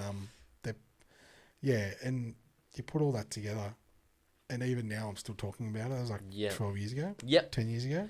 They're Because it just sticks out. Where it's just like all of that stuff. Kind of that one place didn't expect it. Didn't have any interest in it. Blew me away. Yeah. I've been to the Miamis, the New Yorks. The New York was fascinating. Las Vegas was fascinating. Like they're all fascinating. Yep. They're all good to see, but they didn't measure up. Yeah. Yeah. Like Miami's to me is a dump. Mm-hmm. We're spoiled. We're from Australia. Yeah. Like, we've got the best beaches in the world. Yeah. And Miami Beach is shit. yeah, but you go to there and you're just like, yeah. What? Expensive waste of time. That is. Yep. no offense to anyone. No one listens from Miami. So Not yet. Anyway. not yet. But like, and then New York was like busy. Yeah. But beautiful, nice. Yeah. Feel like you're in a movie when you're there. You do. Yeah. Especially in Central Park. Yeah. Yeah. Yeah. Definitely. Like I always like Home Alone 2. Yep. Because they're in New York. Yeah. Well, they got the Grand. Is it the Grand Hyatt? Is that the? Yeah, and I think so. Where he stays, and then there's like Trump's in the foyer with him. All that stuff. Yeah. And then like you've got like that whole movie from when you're a kid. You kind of remember the scenery, and then you think of other movies like John Wick. Yeah. A couple of others have been in Central Park. Yep. A lot of movies have been. Yeah. And then you got that quintessential where you go into Central Park and like everyone's like sunbaking in the middle of a park. Yeah. It's like, in the middle of a giant city. Yeah, it's really strange. Like, but you get that sort of vibe. You get it. I went in winter, so I was able. That would have been cool. Yeah, ice skate. Middle of summer. In the middle of Central Park. That was really enjoyed that. Skate in Central Park, Yep. or do you mean at the Rockefeller? No, in Central Park. Yep. Okay. Yeah. Because out the front of you got the skating rink at the Rockefeller. Yeah. No, this one was in Central Park. Okay. I went in February of 2017. We just had decided we're going to Cuba. Mm-hmm. We decided to have a couple of days. Talk to me about Cuba in a second. Yeah, we stayed a couple of days in New York before we went on to Havana, because it was just like we couldn't get any direct flights from Calgary, so we had to go that side of the states anyway to then go down. But New York's like obviously in our movies that we watch, the American movies that we watch and the films that we watch from there, like a lot of them are based in New York, either LA or New York. Yep. So then you've got like all the history of the gangs and the mafia. So my background's Italian, so that's interesting to me. And then and then you've got but then it's also very romantic. Yeah. You know, got a lot of crime if you like that. It's got a lot of tragedy if you like that, murder, mystery, all that sort of stuff. But then it's also got the romance. It's got and it's got the music. It's got the sport. It's got everything. You know what? You actually put that like pretty perfectly. Like it has all of those things, and I never thought about it like that. While I was there, I went to a gay bar with I was with two gay friends. So they're a lesbian couple, and where we went out for some drinks. So we had that night out in the town. We also went to the 9/11 memorial, which they were still building that one. Yeah, that was undoubtedly one of the most moving experiences of my life. I agree. Came out of there with a totally like out of body experience. Same trip, same mate. I remember going there because they what they had done, they just sort of like got to the point now where okay, we've demolished it. Like that was a big thing. Like the memory of losing that was hard for that place. Yep. What year was it you went? 2000 and would have been 11. Yep. 2010. Yep. 11. So it was a while ago. It's 10 years ago. 12 years ago maybe. Yep. Probably due to go back actually. Yeah, they just got rid of it as well. That memorial's not there anymore. No, but they hadn't built the new towers yet. Yeah, so it was just at that point. Oh, okay, like the one world tower. Yeah, the footings were just getting done, and they had like the waterfall thing, and it was they like had those waterfalls. They were just building sort of getting that built. Yep. Might have been built.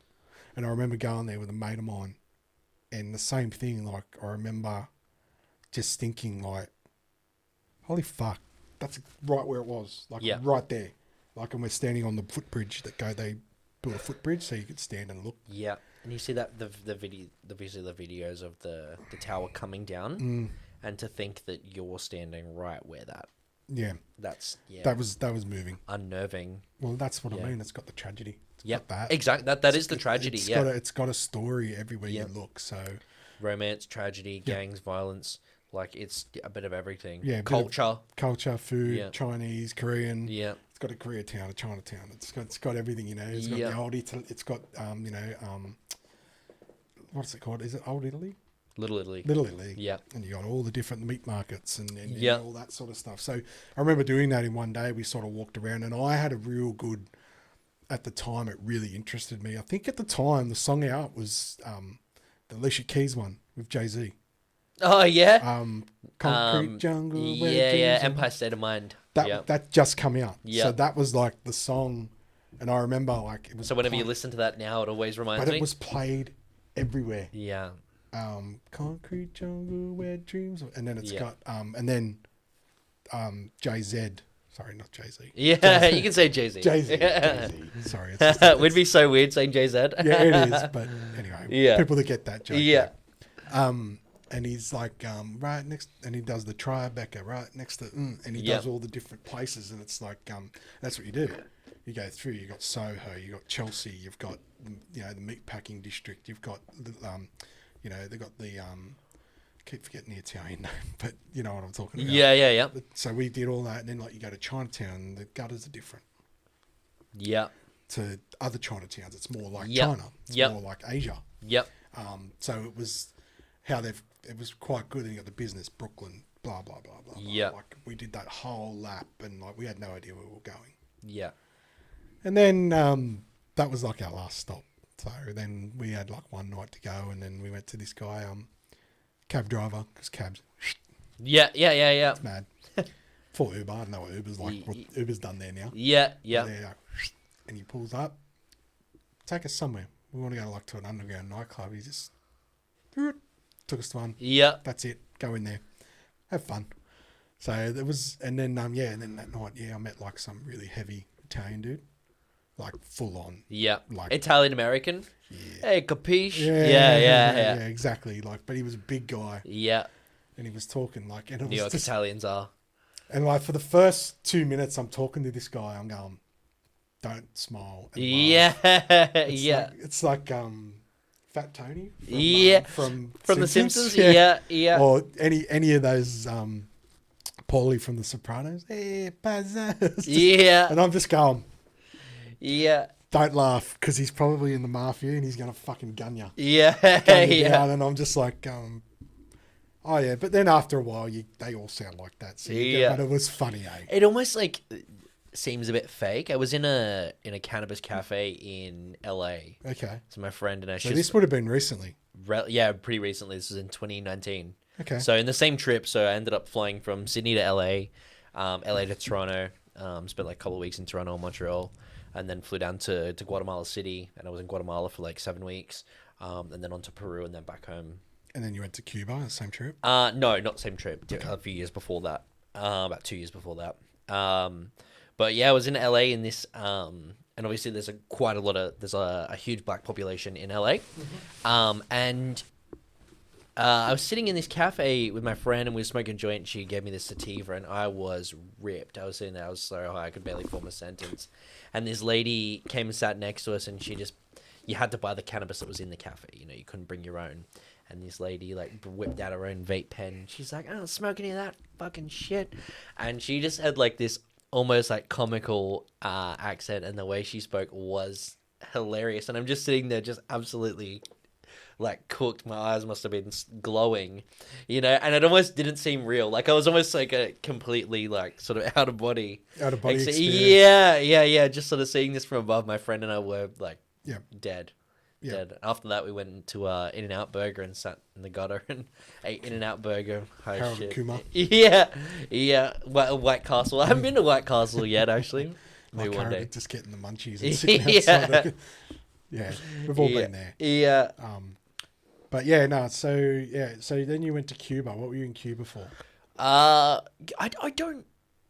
I remember the first time I ever thought about going to Cuba was in high school. I remember somebody asked my teacher if he could go anywhere. My history I'd like teacher to go there. asked him if he could go anywhere, and he said Cuba because it's a time warp. And boy, was he not wrong. Like going to Havana, going there, even as soon as you get into like Havana airport, everything's different. Everything's very. You've gone back 30, 40 years, and then you get out of the airport, and all the cars are old because of the trade embargoes with the US. And it was just it made for probably the most unique travel experience of my life to date, because it was so different to everywhere else. Even something as simple as the internet, right? So you and I can pull out our phone and be connected to the internet. Well, there you buy prepaid internet cards, and then you go sit at a hotspot that's in the middle of the street. It might just be, it's no different to sort of like that Anzac Park out there. You would just find a group of people sitting around on their phone because somewhere there's an internet hotspot, and you would sign into that, and then that's it. When you go home, when you walk away from that, you don't have the internet. So we didn't have the internet for nearly 2 weeks while we were there. Just a few odd occasions where we could just send a message to family like, "Hey, I'm okay, I'm all good." But yeah, the food was pretty like relatively scarce. You go into the supermarkets and things like that, a lot of the shelves are pretty bare. Like toilet paper and things like that aren't that common. I would advise anybody going to Cuba, take some toilet paper with you or some tissues or something. But culturally, these people don't have culturally these people don't have a lot, but they are so happy. And the vibe, the Cuban music was amazing. Obviously, Cuban cigars, you see people on the side of the road are rolling them with their fresh tobacco leaves. I like a cigar. Yeah, me too. Yeah, me too. I love it. We stayed, so obviously there's not a lot of hotels and things like that. We used Airbnbs, but we didn't want to stay the whole time in Havana, so we spent about 4 days in Havana, which was really good. The buildings are like truly amazing. There's a few good cafes and stuff around. We went on to another town called Trinidad, which was, again, I'd never heard of it before I had gone to Cuba, before I was even there. And we spent a couple of days there. We went into this nightclub that was inside of a cave. I don't know how this thing was legal, because it could have just caved in at any moment. Like, there were no natural walls about it. No natural walls about it, like nothing. But yeah, it was amazing. I think we bought, so we were buying like these sort of home brand cans of Cuban cola. And I think we bought 5 of them, and it was more expensive than the bottle of Havana Club that we bought to go with it, while we were in the club. It was really, really sort of absurd like that. But there was no hotels where we were staying, so we had to stay with a family. So there was myself and four girls. And we all got this. So there was the couple that I was in New York with, and we met up with 2 other friends. So how did you get in contact with this family? It was just like, that's how you got accommodation. Yeah, that's pretty much how you sort tourists. it. Yeah.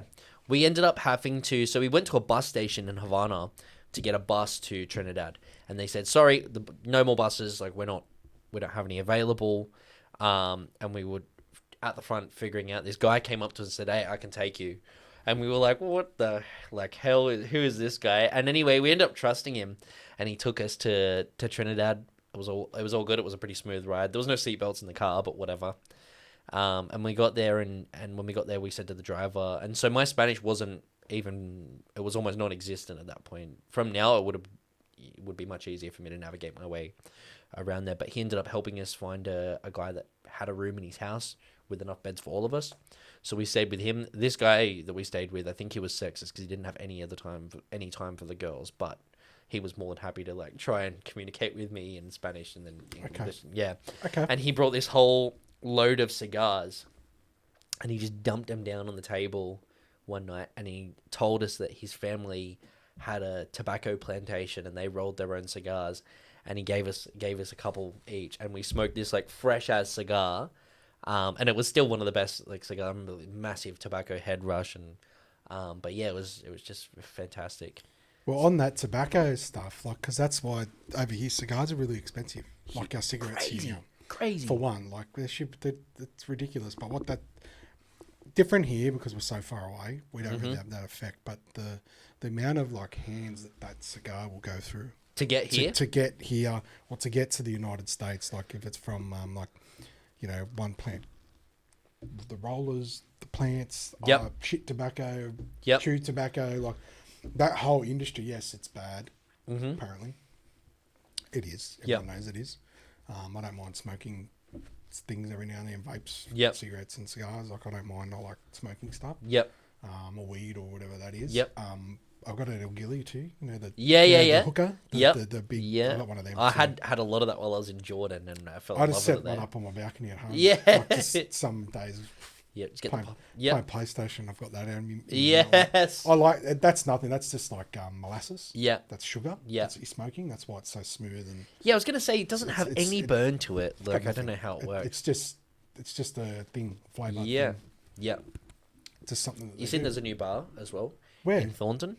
Oh, is there? Yeah. In it's I like literally that the apartment building across from mine. Yeah. Okay. And it's called Revolver Lounge, and they do shisha as well. So should let us know when you want to go down. yeah, absolutely, man. I definitely. But you can't yeah, so like that whole industry, if you made cigars illegal, it would completely like kill that whole industry. Yeah. Those family incomes. That's all they know how to do is make cigars. Mm-hmm. So obviously the Cuban embargo, all the Cuban cigars are Yep. illegal in the United States. Although I think that They definitely get through. they do. I don't know if they're illegal because So Barack Obama had changed a lot of things, so it was very easy for me to go from NYC directly to Havana. Where We it didn't was have very another hard stop. before.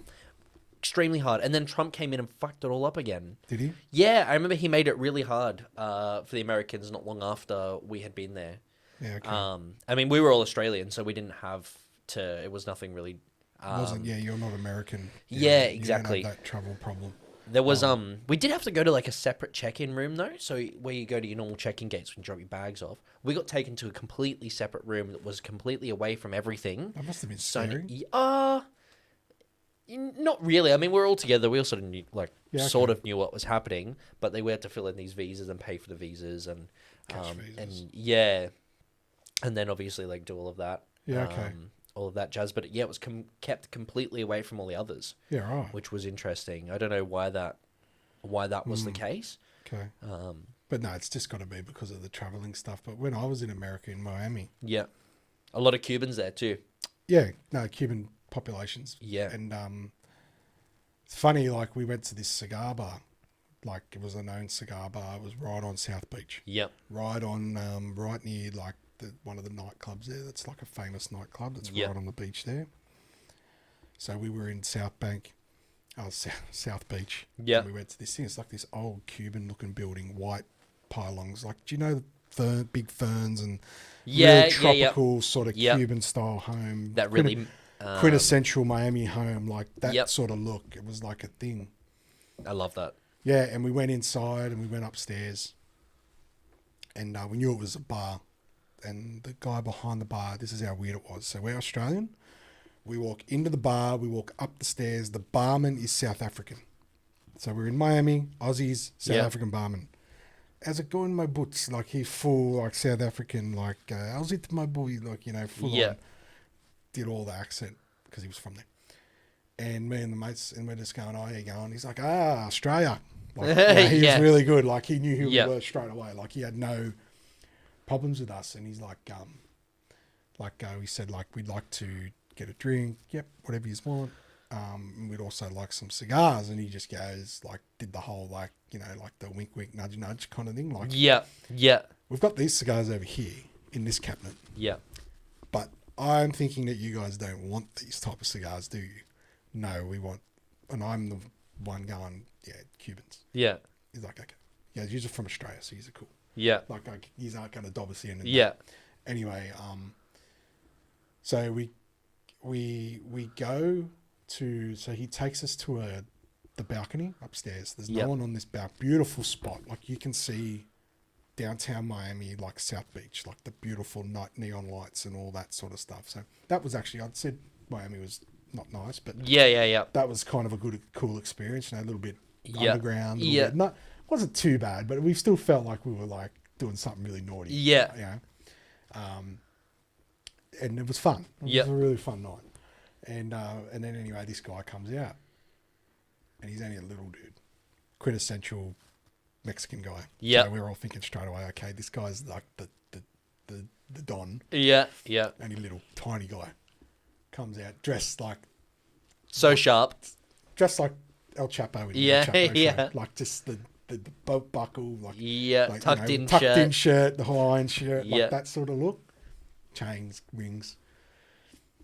Not that bad. Like he wasn't that. Yeah, he yeah, wasn't, yeah. I think it might have been a polo shirt tucked in, but Yeah. he was that guy. Yeah. Had the Cubano big chain and all Yeah. that. Nice fella. And he goes, I'm going to give them to you. He goes, but I've taken all the labels off them, so no one knows that they're Cuban. They're Cuban. Yeah. Because I can go to jail longer for these than I can for a brick of heroin. That's crazy. If they catch me giving you guys these, even though, like, because they're against the law, you cannot have Cuban cigars in Miami, especially. Like, they were fucking. This was 10 years ago. That's crazy. This was a year after the first trip. Yeah. So he goes, and then he lit them for us, taught us how to light them, how to smoke them, like how to cut them, like he did Yeah. it all for us. Showed Did us. he tell you what they were? Yeah, they were like Cuban, like Were they cohibas? Cohibas. Yeah, I yeah. think they were Cohibas. Yeah. Yeah, I think they were Yep. Cohibas or whatever. Like there's a couple of different Yeah, brands. there's heaps. Romeo Giuliettas are really good as well. Yeah, they're popular here, and the Cohibas are popular here too. Yep. There's a good cigar bar in Sydney Oh, yeah? called so it's opposite so Darling Harbour above. I'm trying to think where it is, like just near the restaurants on this Yep. side. So you're on the entertainment centre side or the that side. Yeah. The shopping centre there. Yeah. Got the restaurants all down the front. on Yeah, that okay. left-hand I didn't know there side. was. Yeah, upstairs. okay. It's called. And you can smoke them there as well? I think it's called Cohiba, Yeah, okay. and it's a Cuban cigar. This is Yep. Australia, so so you go and get your cigar, get your. It's expensive now, but get your cocktail, sit Yep. there, and I know how to cut them and smoke them, so Yep. I'm pretty good to go. But yeah, that's cool. Yep. Should go and give that place a try. Yeah, That's cool. absolutely. I don't even know if it's still there. Yeah, Like, okay. For COVID and that, it was probably post-COVID. There was a Cuban bar that closed down somewhere near Central, and it was in Surrey Hills somewhere. I can't remember, but it Okay. closed down not that long ago. Yeah, right. Well, yeah. So back to the Cuban cigar story. Yeah. They So are the- fucking. That guy basically said, like, you guys are like, he checked our passports and everything. Like, he wanted to make sure we were not cops. Yeah, yeah, yeah. We were not, you know. That's so mental, hey. I would have been drunk. Yeah. as. There's no way he would have thought I was a cop. Yeah, yeah, There's no way. I was pretty hammered. yeah, But it was a good night. That was fun. I don't know Yeah. if the boys listened, but yeah, they were there. yeah. It's memory. absolutely ridiculous. Like, when I came back to Australia, so I brought like a nice little like cigar box from Mm-hmm. Cuba, and I bought like I've got a couple left. They're all shit now. Like they're all dried out and Mm-hmm. horrible. But I kept a few of them. And brought them back here, and just like it used to be like 50 grams of tobacco that you could bring back here. When I was when I went overseas in October last year, I came back through duty free, loaded up like some cigars and all this stuff, and now it's 25 grams of cigar. So what? It's like 2 cigars maybe, like if that. It's just absolutely absurd. Just hide them. Yeah, honest to God, like I went through security. Or not security, or a passport check, and the guy said, "Are you bringing any tobacco?" I said, "Yeah, I got these," and I pulled out a pack of 5 little Cohibas, and then 3 Romeo Giuliettas, like the big long one, fat ones in the tube. Yep. And he's like, "Oh, that's fine." Like, just Okay. so chill about it. So I think next time I'm just not even gonna fucking even say anything. I mean, it's kind of it's not good for you, but there are ways to smoke cigars. Yeah, And definitely. until We're you not learn- obviously inhaling Yeah, it. and Yeah. if you learn how to cut them properly, how do you cut? You Yeah. know, like the torpedoes, for instance, the like different shaped ones that you got to cut Yep. the rear end in an angle. Otherwise, it doesn't. You know, you don't cut it straight because it Yep. doesn't work. It's Yep. not doesn't give you the. Or like the way you light it. Like, Yep. You know, I learned. Do you have a humidor as well at home? No. Yep. I don't. I wanted to get back into it, but it's too Yep. expensive here. Do you know that Signal sells a bunch? It's just here. Yep. The one's just here. Yeah, on High Street. Yeah. Yep, they sell heaps. Yeah, I know. I used to get my cigars from him. Yeah, But he's dear. yeah, he They're is. fucking ridiculous. Like Yeah. you can go to get a box of cigars, but they're up around like a couple of $100, $400-$500, which is fine if you're going to smoke them and not smoke them all in 1 week. Yeah. You're just going to do it sporadically over the year, or you keep them in a humidor so they're all nice and crisp and they don't dry out. That's worth it. You know, it's a nice thing to have. But yeah, and it's just a way to you light them and you smoke them and you do it like there's a whole. Once you learn how to do that, there's a bit of a ritual, a process to it. Yeah, but it's a romantic thing. Yeah. Like, Do you think it is romanticized?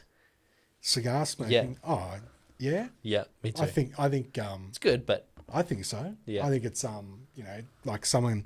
It depends though. Like if you're in Penrith and you're going to the pub and you spark up a Cohiba, you look like a fuckwit. Yeah, absolutely. I did it at Panthers when I was like 19. It was so embarrassing. Everyone was just like, "What the fuck? What the fuck's this guy?" Yeah. Is that a cigar? You know, like while they're smoking cigarettes. Like, So like you're a bit of a fucking tool, but if you're gonna just like go to a bar where it's a cigar bar, cool. Yeah. You want to do it at home, cool.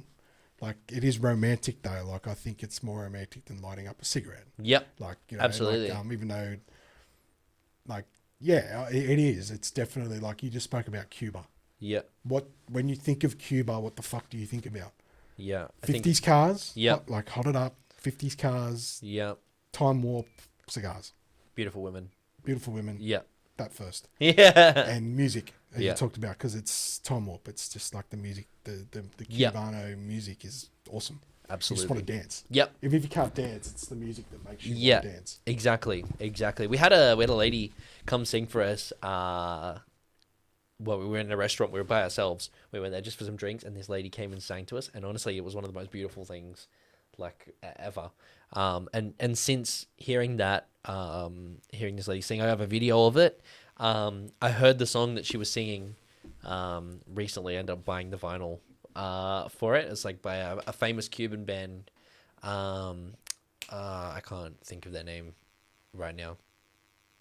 Is it like a jazzy thing? It's sort of jazzy. It's sort of just like really traditional, sort of like Latino music. Yeah, man.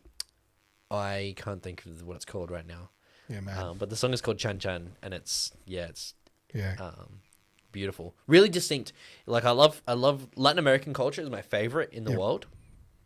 I just find it so rich. The food is so amazing, and I feel like it's the culture that I've experienced the most. When I was in Guatemala, I was studying Spanish, and so I live with a host family. I live with a family, and every day I was speaking and communicating to them in Spanish.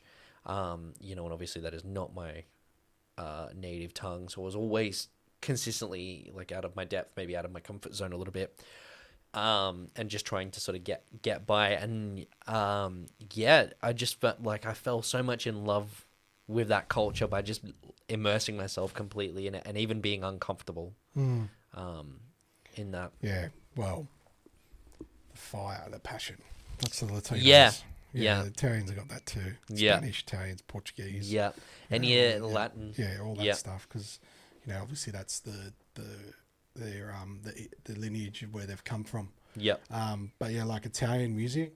Like my last year, my nonno passed away. Have you been to Italy? No, I haven't. No, mum and dad went. Mum was like married to an Italian. She's Scottish heritage and German, like but Aussie. Yep. Like she's like, remember telling my dad, like, I'm married an Italian. You have to take me to Italy. Yeah. Like it's one of the perks. That's why I married you. Yeah. Like you have to take me back to Italy, and they did, and they went, and mum loved it, and dad loved it. Did she see an opera while she was there? I'm not sure if she did much of that. My mum's probably not into that. Yeah. She's probably more of the wine and the food and living, like just watching people, and like she's pretty cool like that, shopping and stuff like that. Gelato and yeah, that's my mum. Like, shopping. She's not she's not an opera person. I couldn't see my mum. Let's go to the opera. And my dad would be like, I didn't think I was an opera person either, and I went. Yeah. Went No, it's beautiful stuff. Yeah. Like it's that's what I was about to say. Yeah. Like so my nonno passed away, so he had a lot of so I don't know whether it was like a thing, but like Italian men. So I'll talk about the old school. So my nonno, he had 4 sisters and 1 younger brother. Right. So the younger brother and him, there was a bit of an age gap.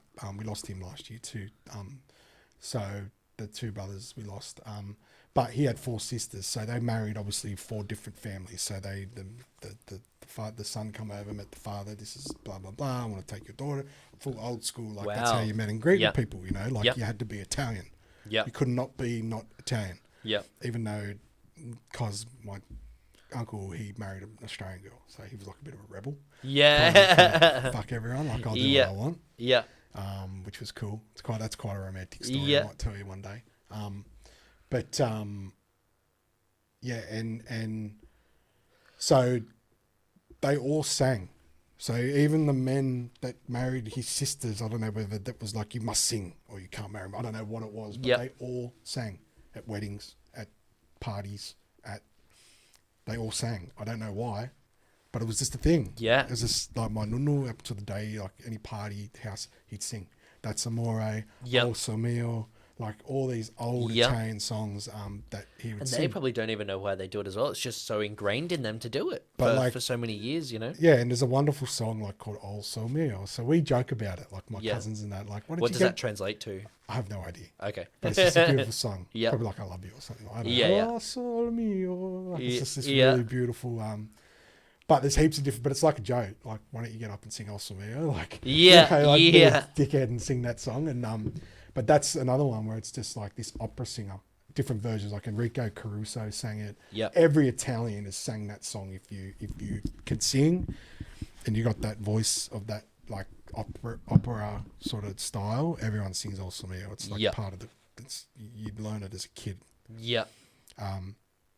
But yeah, I've been listening to that song because obviously it's got a lot of meaning to me because it's like I remember my nunu used to sing it. I remember his like my cousin's nunu used to sing it. So like, you know, Italian families are quite like that. And that music takes you back.